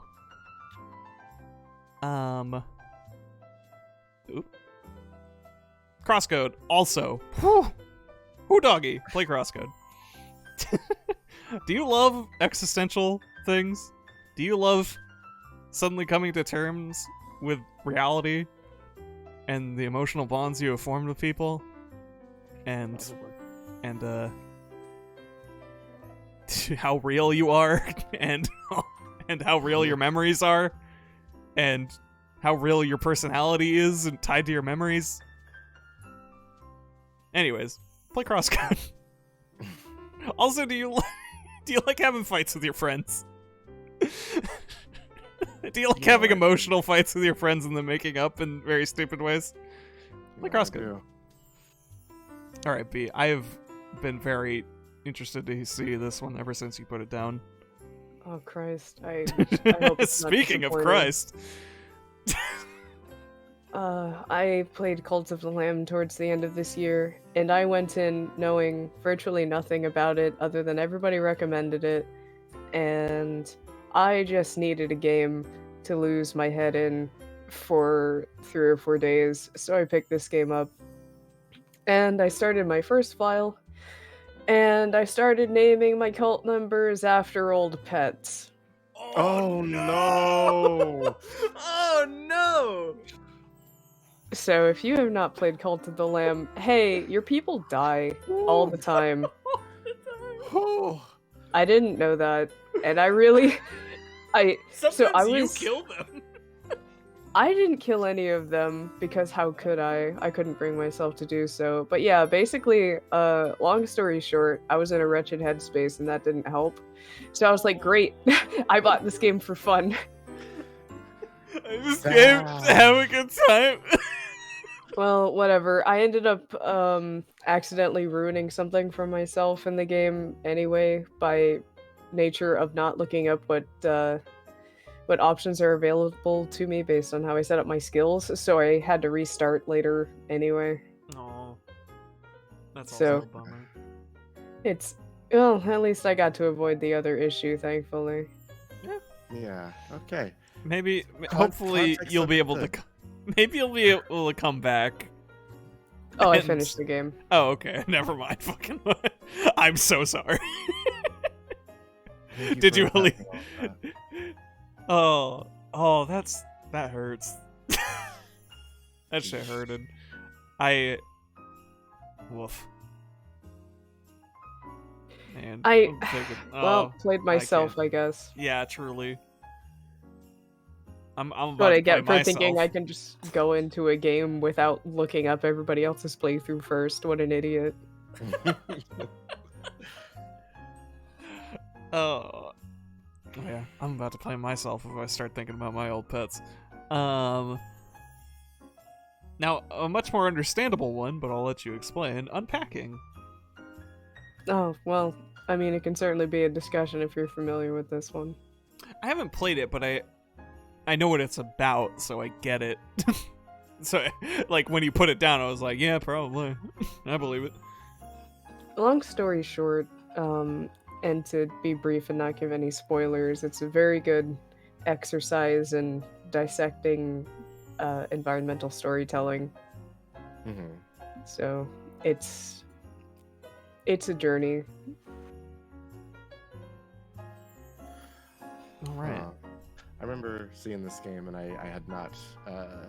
It was on a list of things to grab. Mhm. One of those cozy game directs. I remember. I still gotta On Google it. another spectrum of video game environments. Yeah. So, how do I put this? I like League of Legends. Well, I specifically like the world of Runeterra. I hate League of Legends. I hate the people in it. I hate the people that play it. I hate the company that makes it. Okay, fair. Everything they do is so incredibly whack. But these characters, the setting, are all very interesting and deeply fleshed out. A bunch of lore nerds and writers all got together and started like throwing characters together in a big pot, and it's fascinating to watch grow. And Ruined King is part of a big initiative by Riot to get away from like their main game because they want to branch out into other stuff. So they got another team to come in and make a RPG for them. And it's kind of like their older game, but with League of Legends characters in it. And I was already kind of biased because it features one of my favorite characters, Alawi. She's a big buff lady that hits you with a giant metal idol. This Fantastic. should be in the next category. Yeah, a little bit. But this game is about this big RPG adventure game where you fight a ghost king is not about that. It is about her relationship and her inability to speak with another female character from the franchise named Miss Fortune, Miss Sarah Fortune, and there's these little dialogues that happen between characters when you sit down and rest between dungeons and stuff, and multiple of them are about how they all want to have sex with this giant buff nice guy named Braum who's like, I love everybody. And everybody likes Braum. I don't know a single person who doesn't like Braum. But there's multiple of them between Alawi and Misfortune where they have a discussion about lying to one another and their relationship going forward and how they've interacted in the past. And there's a lot of like tinkering and work that gets done throughout the course of this RPG that is very satisfying. I found myself mashing through battles to go rest to listen to conversations because I find that if this was just a book, I would prefer that because I just want to read about these people. I don't necessarily care about the game part of it.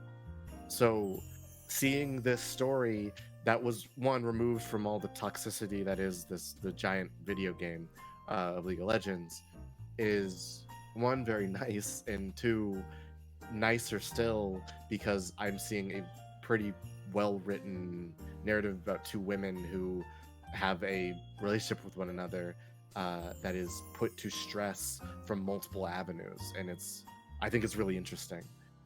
It just kind of hit me hard. That I don't know what to tell you. That sounds cool. Like, I saw you played a little of that game, like, and I'm pretty much in the very same boat of just, like, from afar. League of Legends seems kind of neat. I hate everything that is not the story of the main game. It's I am whack. I am repulsed by every element of it, including its genre. I bounce off of it so hard. People want to play with me, and I'm like, sure, we're friends, I'll do it, and only because we're friends. But yikes, not for long. You're making me play League of Legends. There's a fighting game that's coming out pretty soon that looks pretty hype. It's called Project L. It's gonna be League of Legends and story stuff without any of the video game part of League of Legends, so maybe it's cool. Man, Project L, the fucking jokes write themselves. Isn't it? But it's gonna be a free to play fighting game with a whole lot of polish, so fingers crossed that it might be pretty good and accessible for people. I love multiverses. No, it's better than that. A lot of people are comparing it to Street Fighter 6. Sure, why not? Yeah. Speaking of Street Fighters, no. Lost in Random was another one you put down. Yes, I don't know a lot of people actually played this game. So I played this game on a whim for a QA because I was like, I'm just looking for some game to play that'll probably be weird. So people are like, what is that? And then I played Lost in Random. It's a fairy tale about a world that is decided by dice. So everything you do is you roll dice, and it decides your lot in life. So like, people who are ones go to this big magical city in the sky, and you and your sister get separated because she becomes a 1 and you stay a 6. And it's you move throughout the world, and you go to 6 different worlds because they're all touch dice. And there's like this you know what I love about Lost in Random is there's this story involving this eldritch horror that you see 4 seconds of and then it's like, that's not part of your life, so you don't care. And the thrust of the story is these two sisters, one's trying to get back to the other one, and it's very Nightmare Before Christmas, like in form and function. Everything is curvy and weird, and it's but also jagged. Yes, and art direction is impeccable. Like I found myself just enamored with the visuals of the setting, but the gameplay is weirdly enough reminded me of written by Ryan North. Oh fuck! Sorry. Hello, I already wishlisted this. I might just buy this. Please do. Lost in Random is very cool. And I implore everybody. It's a game that surprised me.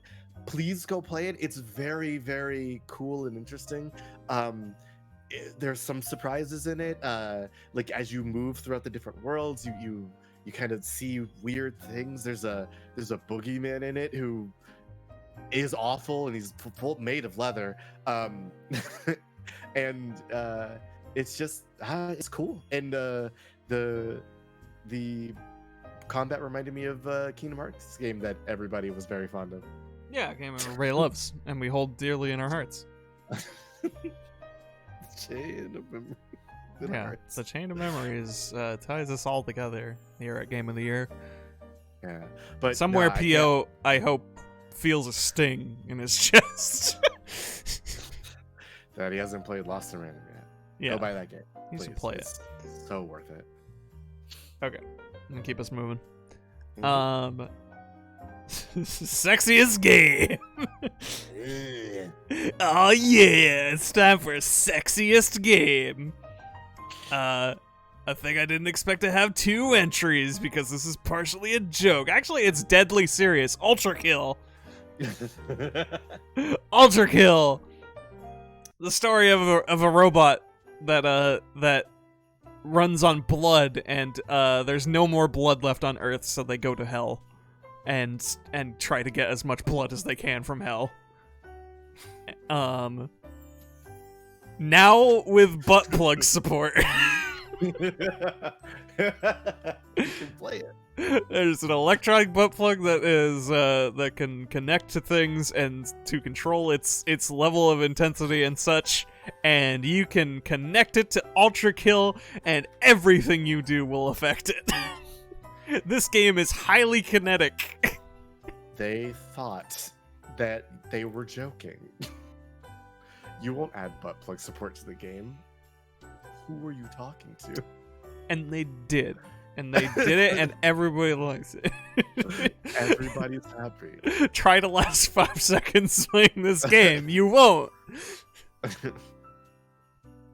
Ultra Kill is just also really fucking cool, and you should get it. Neat. It's super fun. It's the only boomer shooter that I actually want to play. It's great. The guy who voices, I guess I can only call him the main antagonist for now because it's still technically early access, and there's more content to be coming. But he's the first major boss, like final act boss. And the guy who voices him is a delight, and he has done videos where he finds memes of the game and and voices his character in them, which is great. I don't want to play this game now. He also does a pretty good Columbo. And that's pretty sexy. God of War Ragnarok is apparently something words find sexy. Dad of Boy 2 is... I mean, I get it. Dad of Boy 2, Kratos is now emotionally considerate, is the sexiest thing I've seen. And that's so sexy of him. Kratos spends an entire game after the whole previous game going boy. Kratos spends a lot of time being very gentle, and I've played a lot of dad games in the past like year or two, and the dads are always like, I'm a dad, I'm gruff, but I'm a father. And this is the only one I've played where the father became like he spends a lot of the game talking people out of being violent and also trying to emotionally connect and understand with people. And I don't know about you, but I've hit it. Like, Kratos absolutely you know what, fair. And he's got a pretty good beard. He's got a fantastic beard. And you know, there's some for everybody. Thor's in there with his giant muscle gut. Yeah, muscle gut Thor's in that one. Yeah, Thor is rocking the screen. And if you're really into it, Richard Schiff as Odin is. I'm a little bit nervous about my energy towards him. We're making discoveries. You know, Richard Schiff, I made a discovery earlier this year, so hey, Richard Schiff, just go look at my Hive account. Richard Schiff shows up on the screen, he goes, Kratos, what are you doing out here? Come on, Kratos, here's some bagels. And it's I don't know. He has a magnetism to him that I was like, I don't know what to do with myself. But it's a good game full of very happy people all around. I'm sorry about what happens in it. Can't wait. This was almost my emotional sucker punch game. Oh, that's exciting. There's a couple moments, yeah. One day I will play those modern God of Wars, especially as they come to PC. I will probably access them. Mm-hmm. That's it. You know, I might be able to get that for free actually, so I'll have to look into it. Moving on though. Category of Best Dummy Man. Dummy Man 2, The Overdrive. Ah, yes.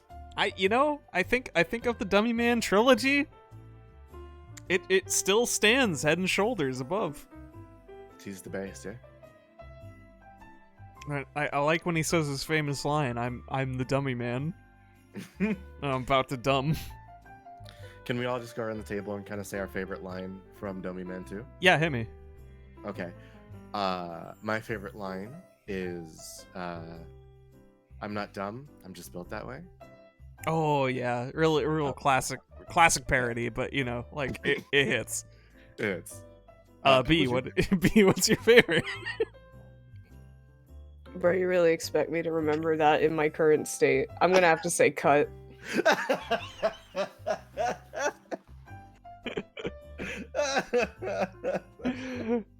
All right.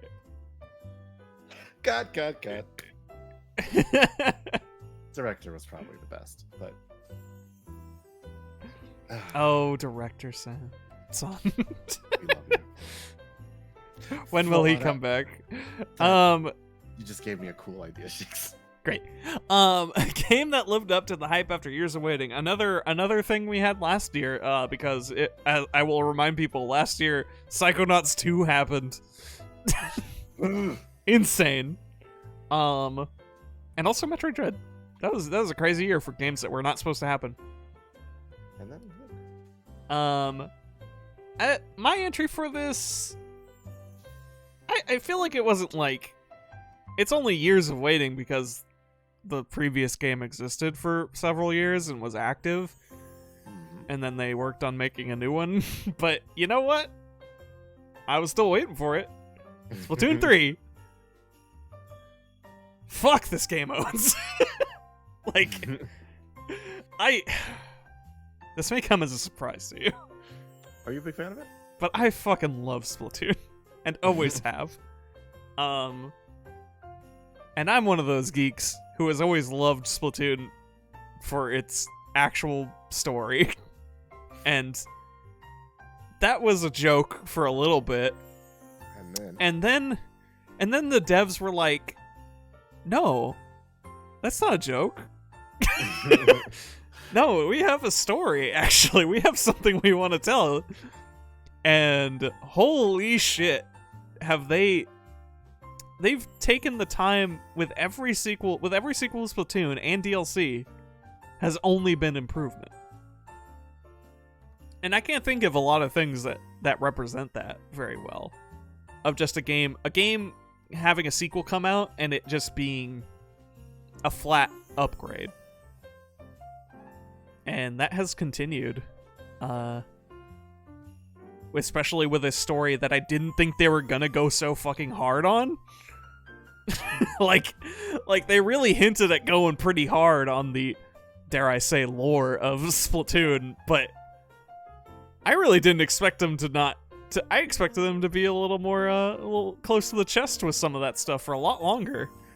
They decided Splatoon 3 is the time, and this is slight spoilers. Splatoon 3 is the time to cover that fact that we all realized in Splatoon 1, that humankind has been dead for 10,000 years. Ain't no people. And that's not just flavor. There were consequences in history to that. And fucking efforts made by the dying human race to stop their fate. And you get to learn all about it. and how it relates to your silly little squid who shoots ink on the ground. It's so funny. It is so amazing, and there's still DLC coming up, and I'm so excited for anything these guys put out, because it's just an astounding amount of thought put in to a game that, like, but only if you're, like, looking. Like, I fell into a hole recently of just looking up Splatoon bands, like the canon bands, and, like, there's history, there's ongoing storylines and characterization of all these bands that you just hear while playing the video game. There is a band that started in Splatoon 1, broke up between Splatoon 1 and 2.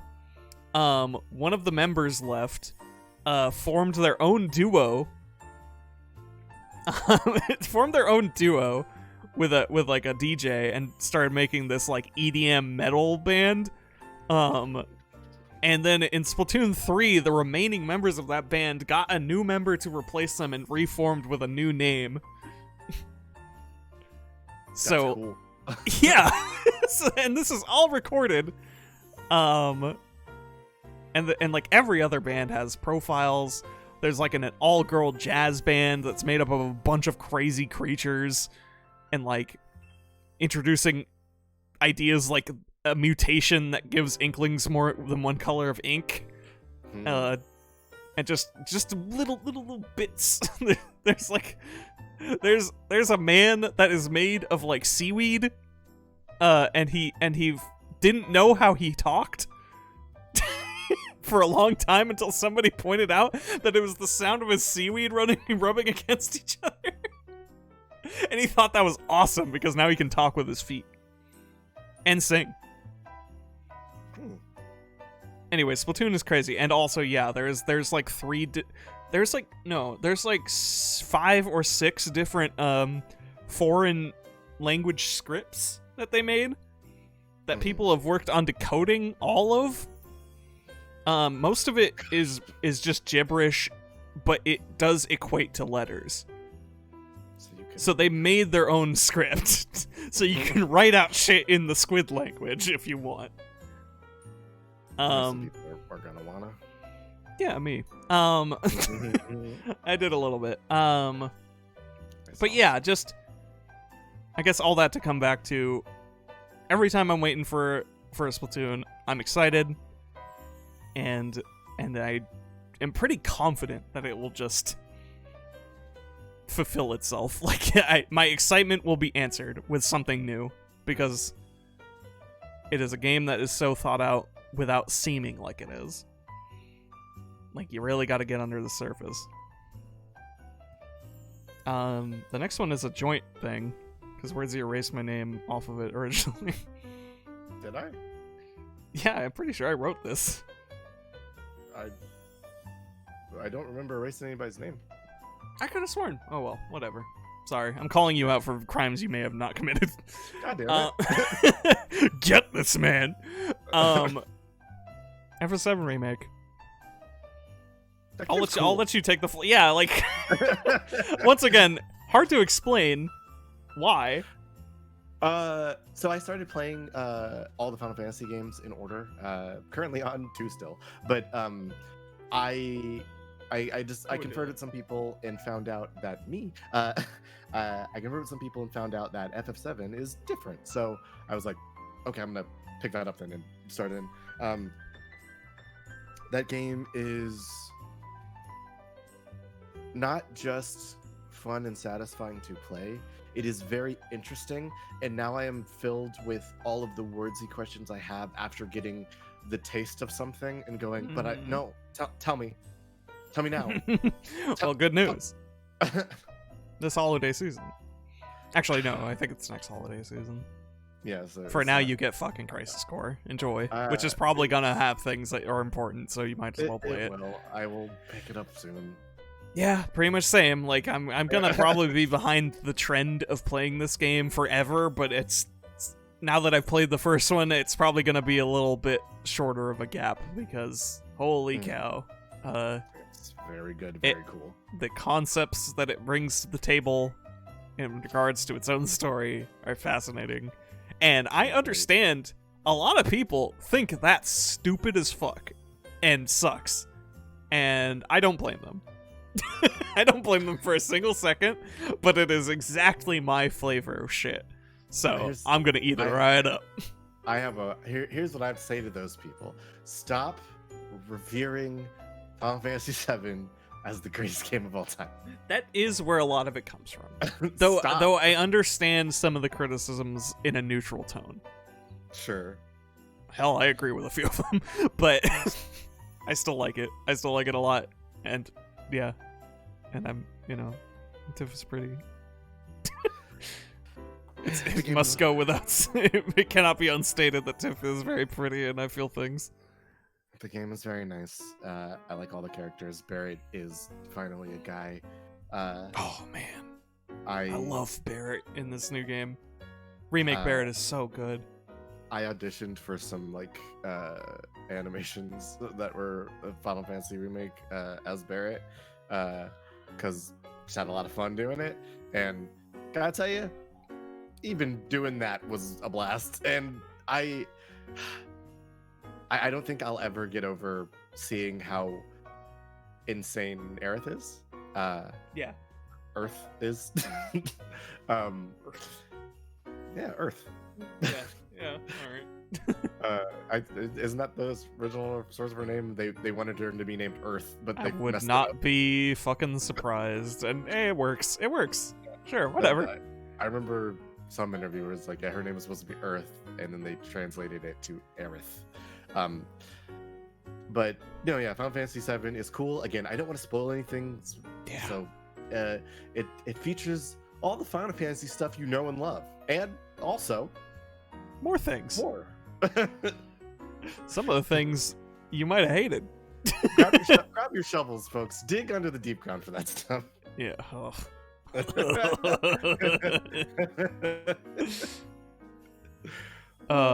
That's a game. I have made a solemn vow that I really do want to drag all of you who I have previously dragged into Kingdom Hearts. I need to play this game series for you. Joseph of Cerberus? No, not that one. Okay. I just mean the remake series. Okay. We do not need to learn. Well, we'll cover that later. But I think it's truly it's the spirit, because Nomura got his little hands in there, and we'll see. Anyway, Nomura keeps making cool things. I think my non-spoiler statement was, this is neat, we'll see if it pays off. Because that's his weakness. Yeah, you go, wow. He's got the J.J. Abrams mystery box problem. You're real hype.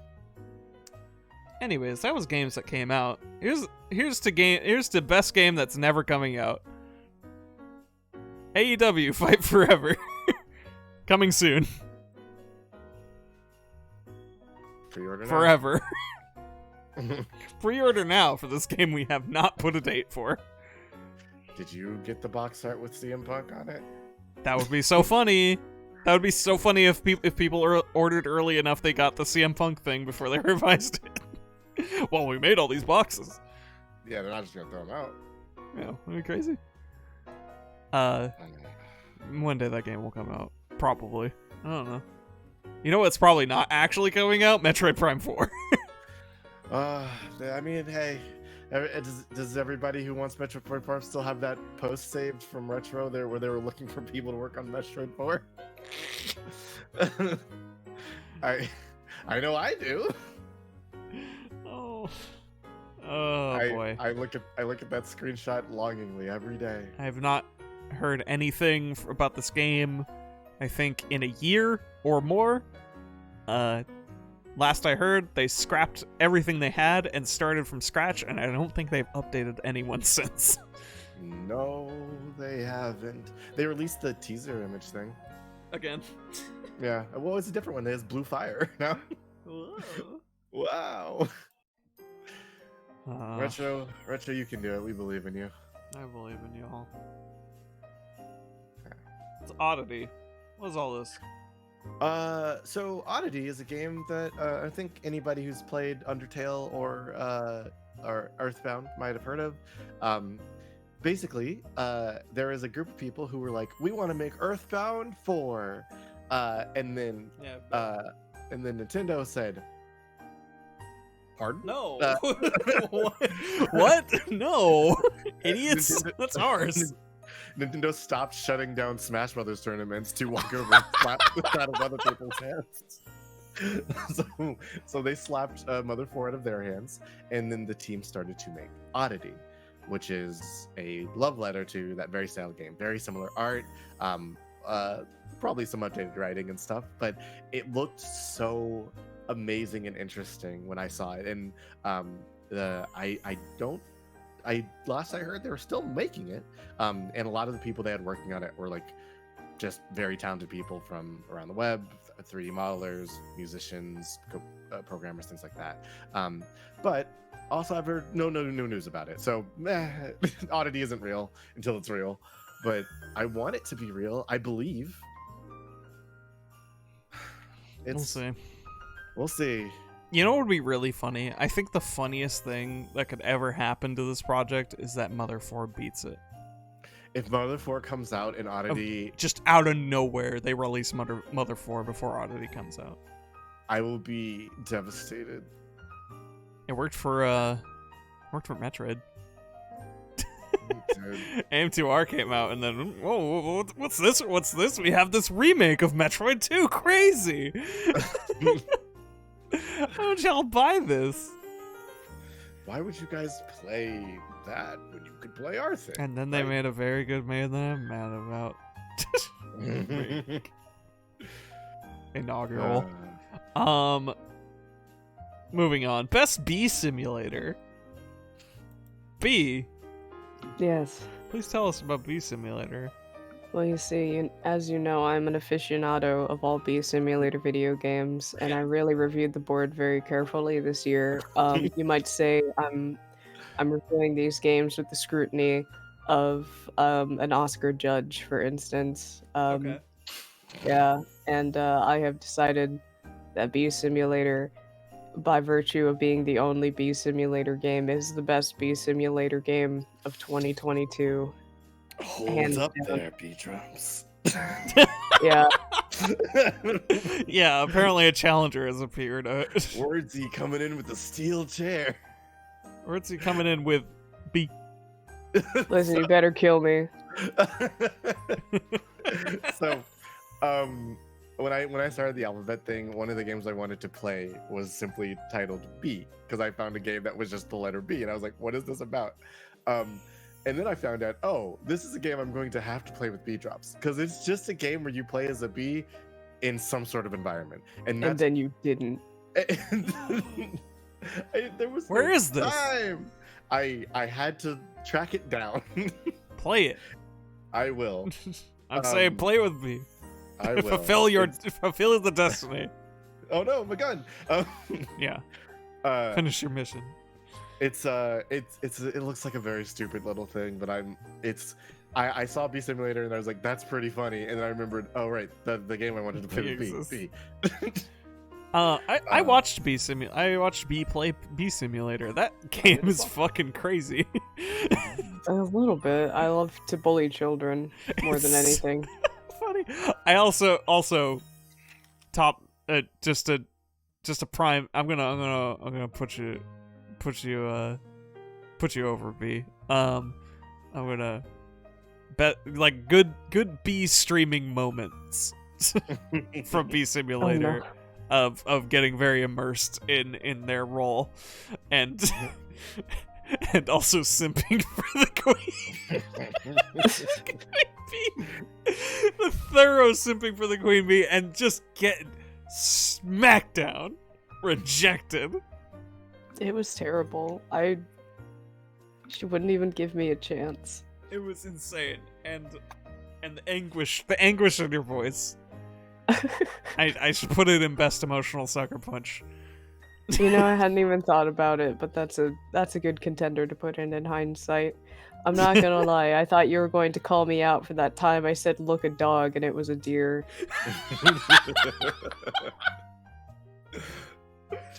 I might have had to go before that part. Bark, bark. Oh, fuck. That That's was a good, fun though. stream. Yeah, that's a delight. And it really is just a cool game. I like what they've done with it. Like, the scale on which you operate is, like, authentic, but not insurmountable, you know? Mhm. Yeah, you It's a cool still balance. you still navigate the world with relative ease. Yeah. And you can pop kids' balloons and make them cry. It's Aw. great. Yeah. I can eat their snacks. Give me them. Give me your snacks. Shut up, kid. Give me your snacks. Why you get cheeseburgers when you can just eat the kids' snacks themselves? Give me your snacks, kid. Exactly. What are you gonna do? Fight me about it? I'm a beat. Yeah. You can't get me. Alright. Well, that's that was our final specific qualifier. Mm. So yeah, it's time for the game of the year, the rundown. All right. Oops, that's not what I meant. Hey. I'm trying to expand things. Whoop. Hey, There we go. Yeah, so just kind of a review of a what's the top 5. I only got 4 games that actually came out this year. But hey, it used to only be 3, and then unfortunately Crosscode got the axe, because I will say haven't finished Crosscode. I technically haven't finished Elden Ring either, but I've been fighting the final boss, so I think I got enough information to review, to at least put it in a spot. But yeah, I talked up Splatoon 3 and we'll talk it up forever and ever and ever, amen. Like, it is... I feel like such a fucking Nintendo shill, but damn if they just didn't laser target me with everything Splatoon in general has to offer.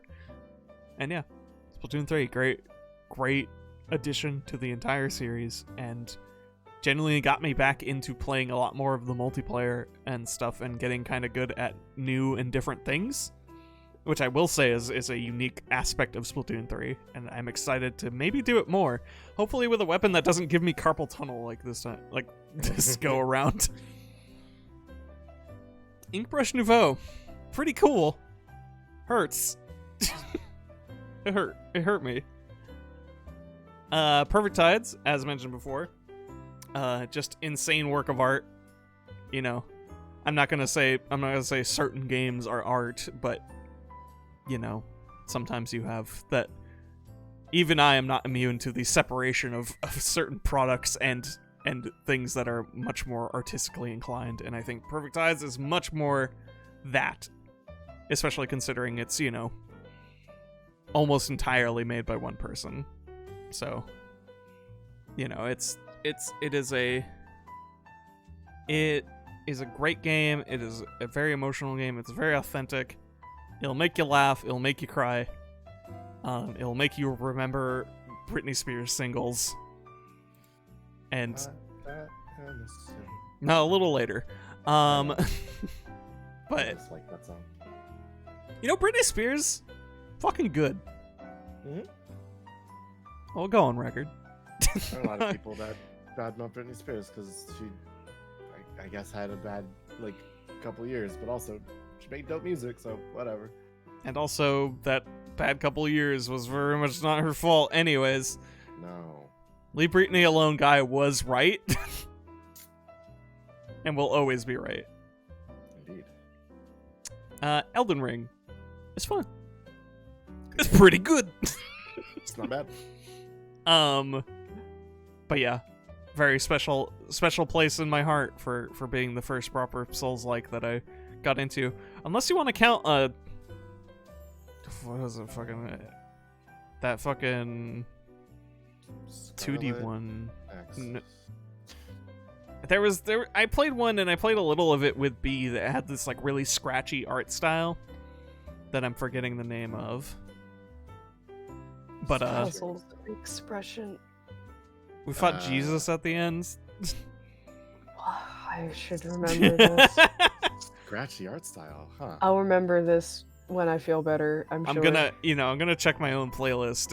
It's somewhere in there in the backlog. What Jesus?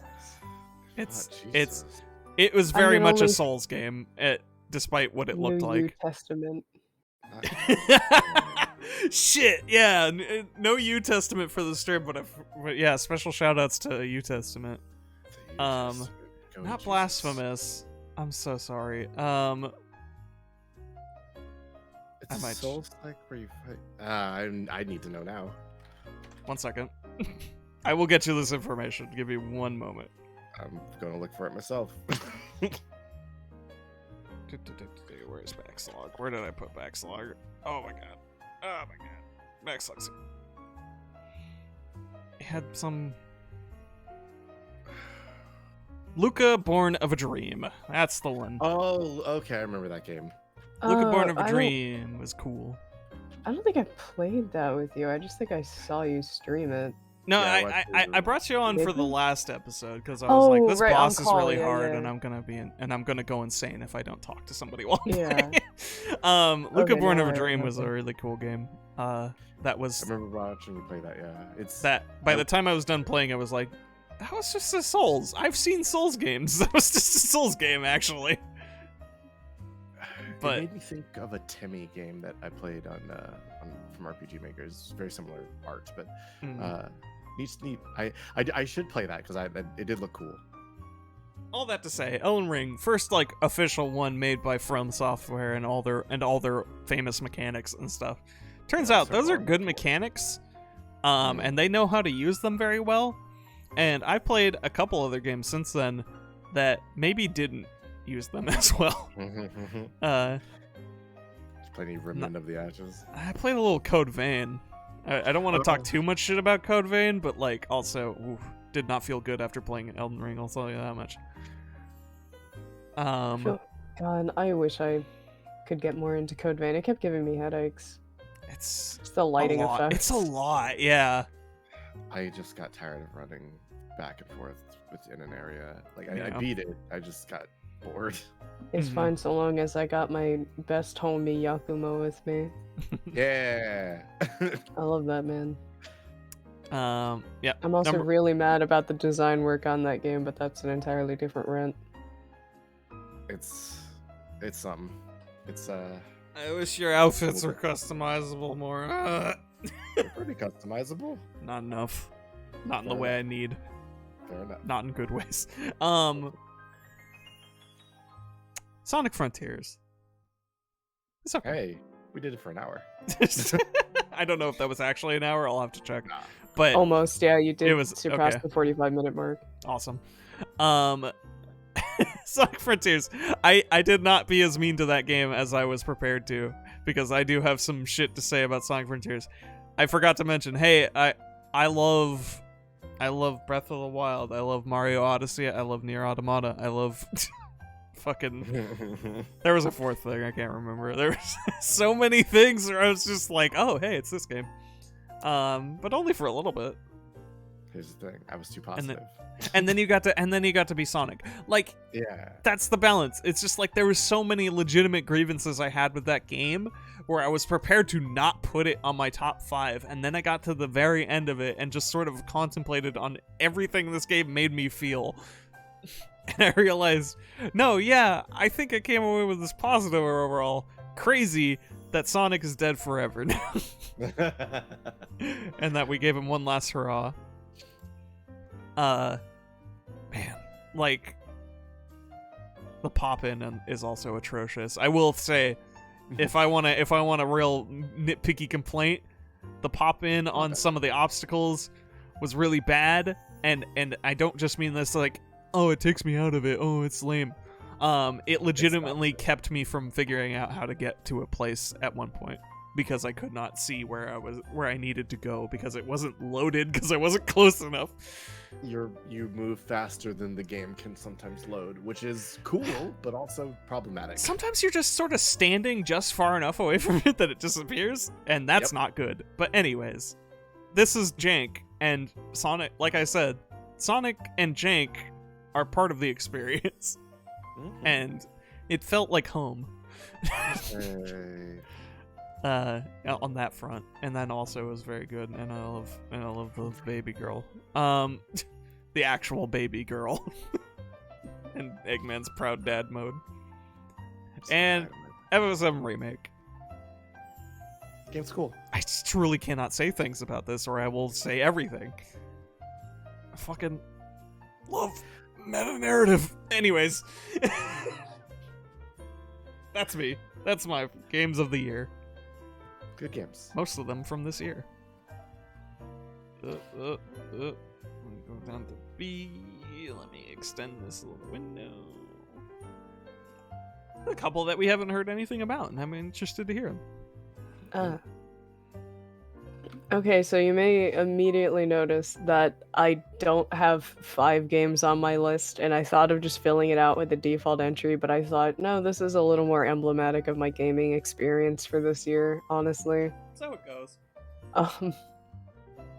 I'm still trying to avoid any spoilers about Disco Elysium. I implore you to play it if you have a stomach for RPGs.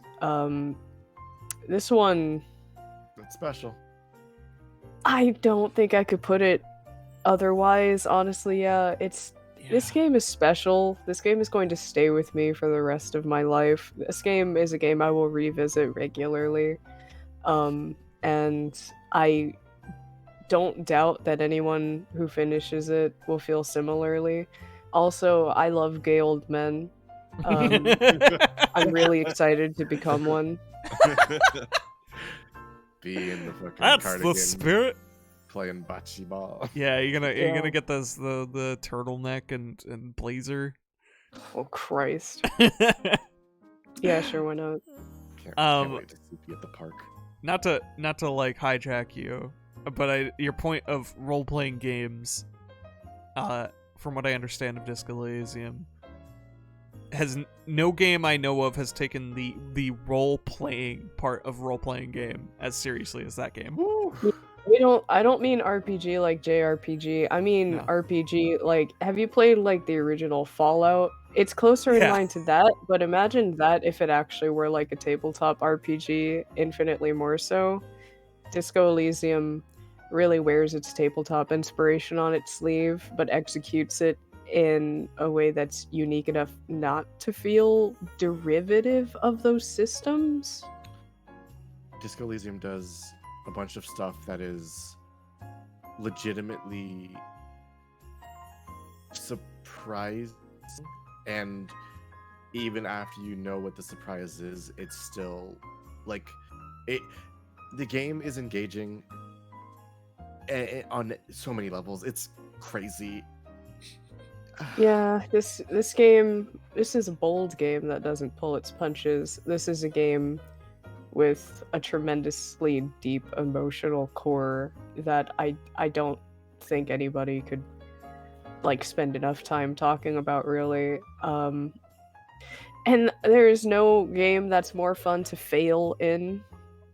Yeah. Failure rules. So much Like like this- half the funniest things people post from it is from failed roles.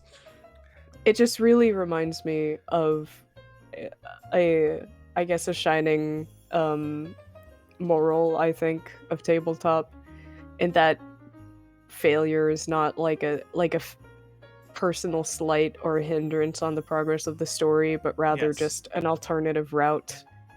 Fail forward. And it's extremely the case in Disco Elysium that failure is not a roadblock. Failure is an alternative. It's a new avenue. Disco Elysium makes me want to be a better storyteller. Disco Elysium makes me feel tremendously insecure in anything I've ever done, but like, and I don't mean this as a criticism of the game. It's one of those things where you think, God damn, like, this was made by people within, like, our lifetimes. That's crazy. This wasn't made, like, 500 years in the future by, like, a more evolved race of people. No, this was transplant us to Estonia, and oh no, a bunch of creatives got together and made a really good thing. crap. What if your big gun stat could call you a bitch to your face? Yeah, that's Yeah. Disco Elysium. Disco Elysium, even your worlds, even your own head is a world in and of itself. Please play Disco Elysium.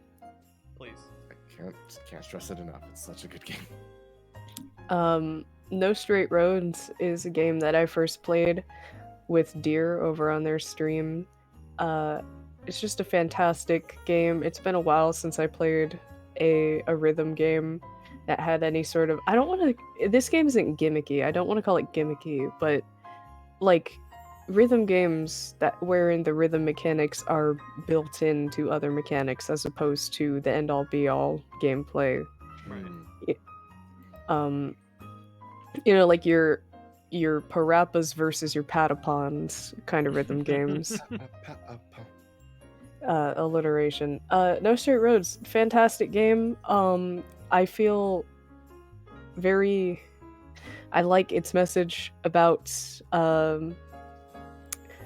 I know this probably shouldn't be the biggest takeaway because there's many things you can take away from this game, but this idea of coming to understand other forms of art and to respect them is something that stayed with me very well throughout the progression of this game.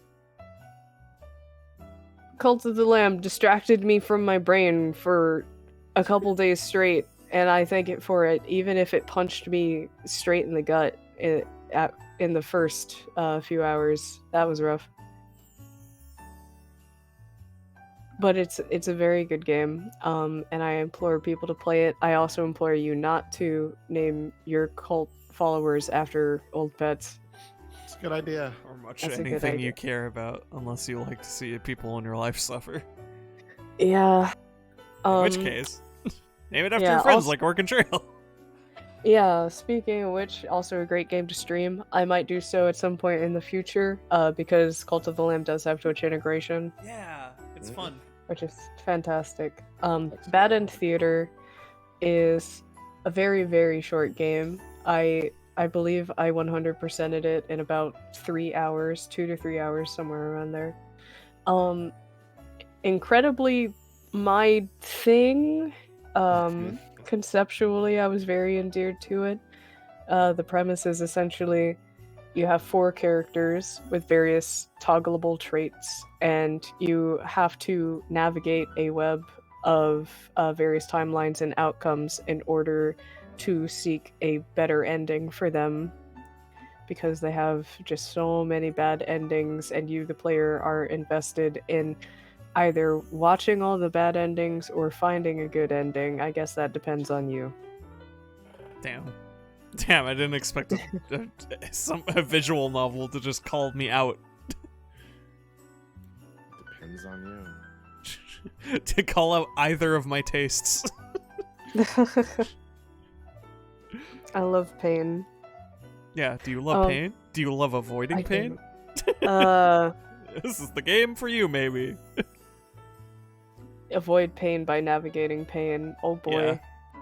You're gonna fail, but you can try.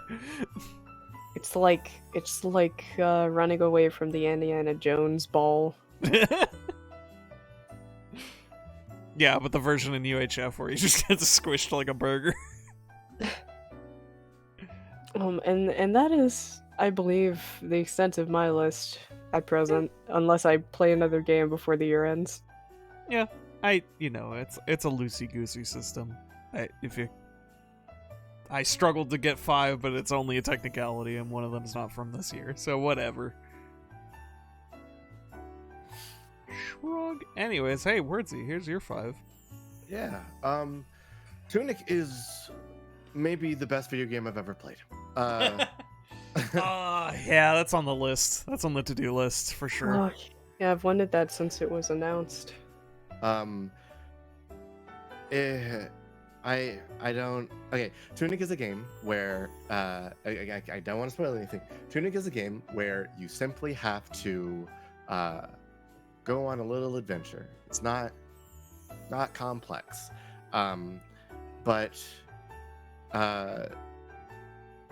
without saying more about the game part of things, Tunic is a game that made me kind of pull the B drops. I bought 4 composition books that I have filled with notes about how things work, fit together, mysteries, clues, secrets, things like that.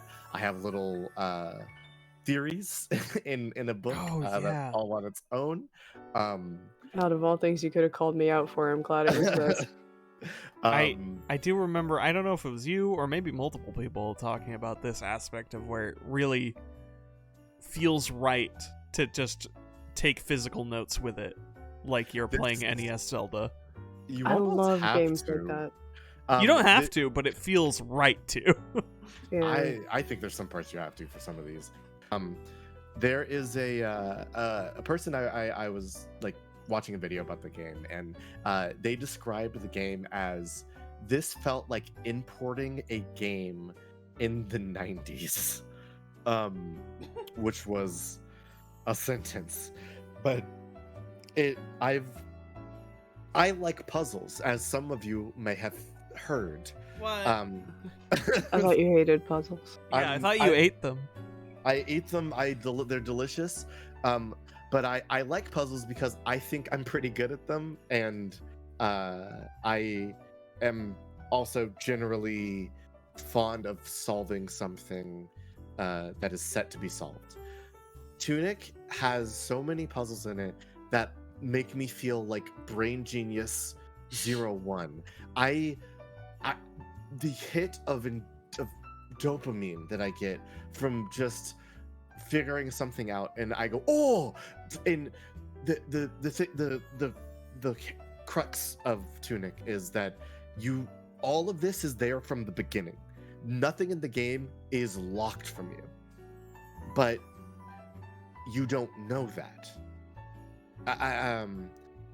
I talked on Game Jam about this, but a lot of people that I hang out with and play video games with, I think we all think we have a very good knowledge of the language of how video games are supposed to work. You know what I mean? You see a ledge, you hit the A button and you jump, because for so long we've hit the A button and we jump. Yeah, gamer sense, I call it. Yeah. I think we all have like a shorthand for when we pick up a video game. There's something that we kind of just know. There's some things we kind of just know without needing further prompting. Yeah. And Tunic says, "Fuck you." You don't know shit. and I nothing about video games.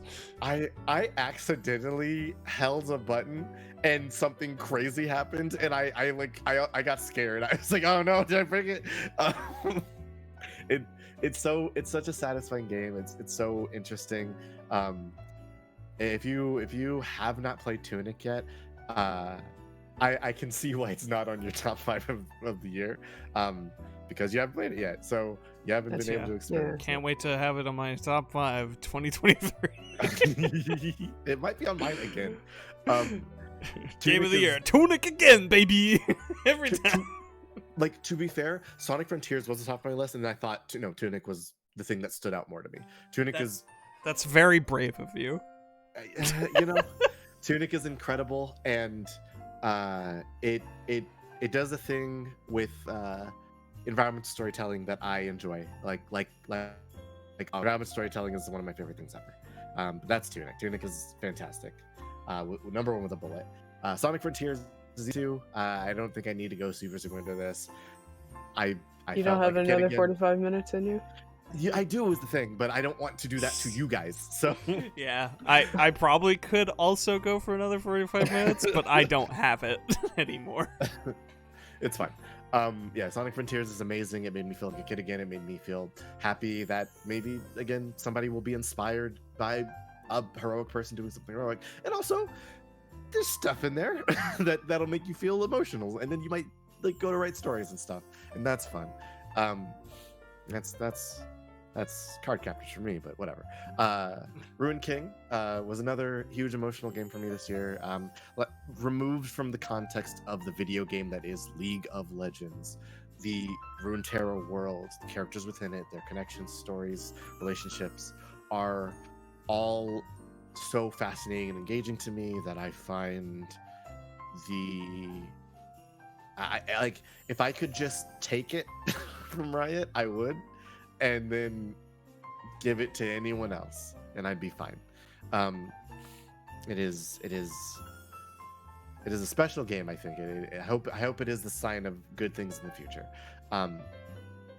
Elden Ring was I was on a tear of playing through all the Souls games. I had beaten everything up to Bloodborne. I haven't finished Bloodborne, but Elden Ring came out, and I was like, I'll play this, and then it fixed all of the problems I had with the Souls games. If I couldn't beat something, I could go do something else, which was most of my issue. It was full of a giant world with nooks and crannies that you can look to. It had lots of NPCs that I loved and cared about. My seamstress Bach will never be forgotten. He's beautiful. Oh, my baby boy. My sweet baby boy. Uh, I cry thinking of him. I want to buy him gifts. This little sad little monk. You're beautiful. You're the best. beautiful. That fucking stone, man. The delivery is insane. Horror. But like, who wouldn't cry? I Sorry. would. I did. Horaloo and Nefalilu are best Yeah. daughter-father Yeah. combo Oh yeah. in ever. Horaloo also does a huge power bomb to you, and I marked out. That man. Oh man, that man. I take the throw every time. I have to. Yeah, like honestly, sometimes I just gotta. There's you get a thing from a boss fight that I use for the rest of the game because I just wanted to be as close as I could to him as possible. Yeah. And it does all the stuff that all the Souls games did before. It has a very interesting world and setting that is still about decay and turning over things and people refusing to do so. And man, is it compelling. It's very good. I love that you have so many people who actually talk to you. Like how there's a good amount of times where before you fight someone, you've talked to them. That's crazy. Yeah, Looks that's at awesome. other souls. There's some of those fights were like one of the ones, I guess, towards the end with a guy you talk to a whole lot. Yes, Was pretty cool. I was almost like, it almost kind of got me emotionally because I was like genuinely kind of disappointed that even he came to this conclusion that I have to die. I thought he would be above it. The thing is, I'm a he's fool. so devoted to it. Why would he be above it at this point? I don't know. I don't know. I don't know. I could talk about Elden Ring and its characters for a long time. Like, I think I'm stupid for thinking so, honestly, but I will you're say with genuinely, I was like, I didn't think this guy would be a fight. I didn't think that was his style. I don't think you're stupid, is the thing. I think you're very involved in the narrative, because I'm not gonna say I thought the same thing, but I can easily see the same thing. You know what I mean? It's a game full of a lot of people that I care about every NPC in that game. I hate some with a passion. I love them all. I hope that Vare fucks off, but whatever. And things are happening. Oh, Leonard is also best boy. What about Kenneth Haidt? What's our take on Kenneth Haidt? He's And not his the Monkey horse Village. Leonard. I only care about Leonard. He is a horse that lives in the ground. Yeah. because He's a Radahn is grand like, horse. I love my horse. He's in the ground. I love this big man and his tiny horse. I love my tiny little pony. I have to ride Uh, him with gravity magic because I'm so big. My butt too big. My butt too big, him too small. Okay. Elden Ring is fantastic. My final game is Stray, which is a little game where you play as a cat, and Yeah. then Yeah. it and then it becomes something else. But I still liked it all the way through. Very Splatoon 3. Yeah, that's kind of what I gather from limited information. I do still intend to play it one day. Please do. I streamed the whole thing. It was a good time. But it is a game that starts very small and gets very large, but then ends very small.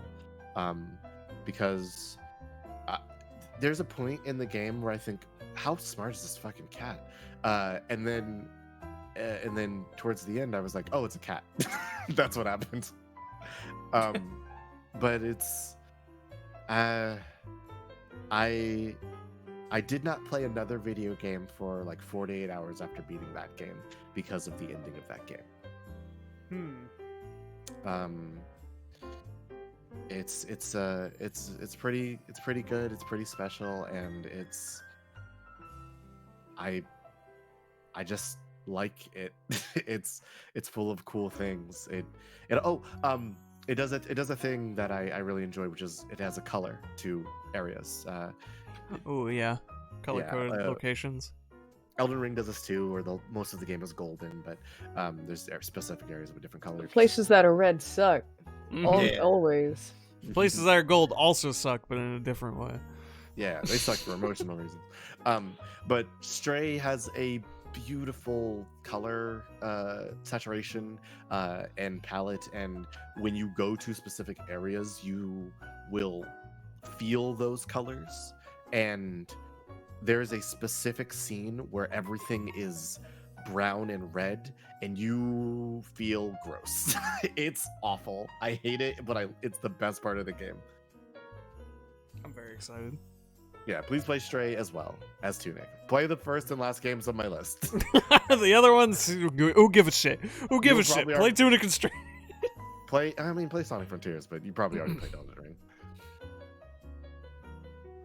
And That's if you everything give a for shit me. about League of Legends, play Rune. Don't give a shit about League of Legends. Don't play that game. Don't be like me. Don't give them money. That's fair. Pirate it. Well, that round wraps it up, as we are only Mhm. 3 members, but I think that works out for the purposes of cutting this short. Thanks for joining us, everybody. This has been a game of the year. This has truly been a game of the year. Maybe we'll play more next year. I know I'm gonna.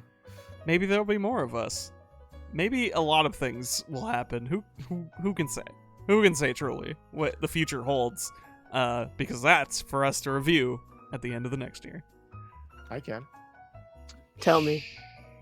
Don't tell them. It's a spoiler. You have to Oh, tell me. okay. There's another my game God. of the year thing happening tomorrow, though. Oh fuck! Yeah, go check that out if you want to hear words you keep talking about video games. It's gonna be here. Yeah, go to that. Go to that. I'm gonna stop the recording now. Thank you, everybody. Bye. If you're watching the VOD, Bye. bye. I hope you enjoyed talking about Sonic. Bye. Bye.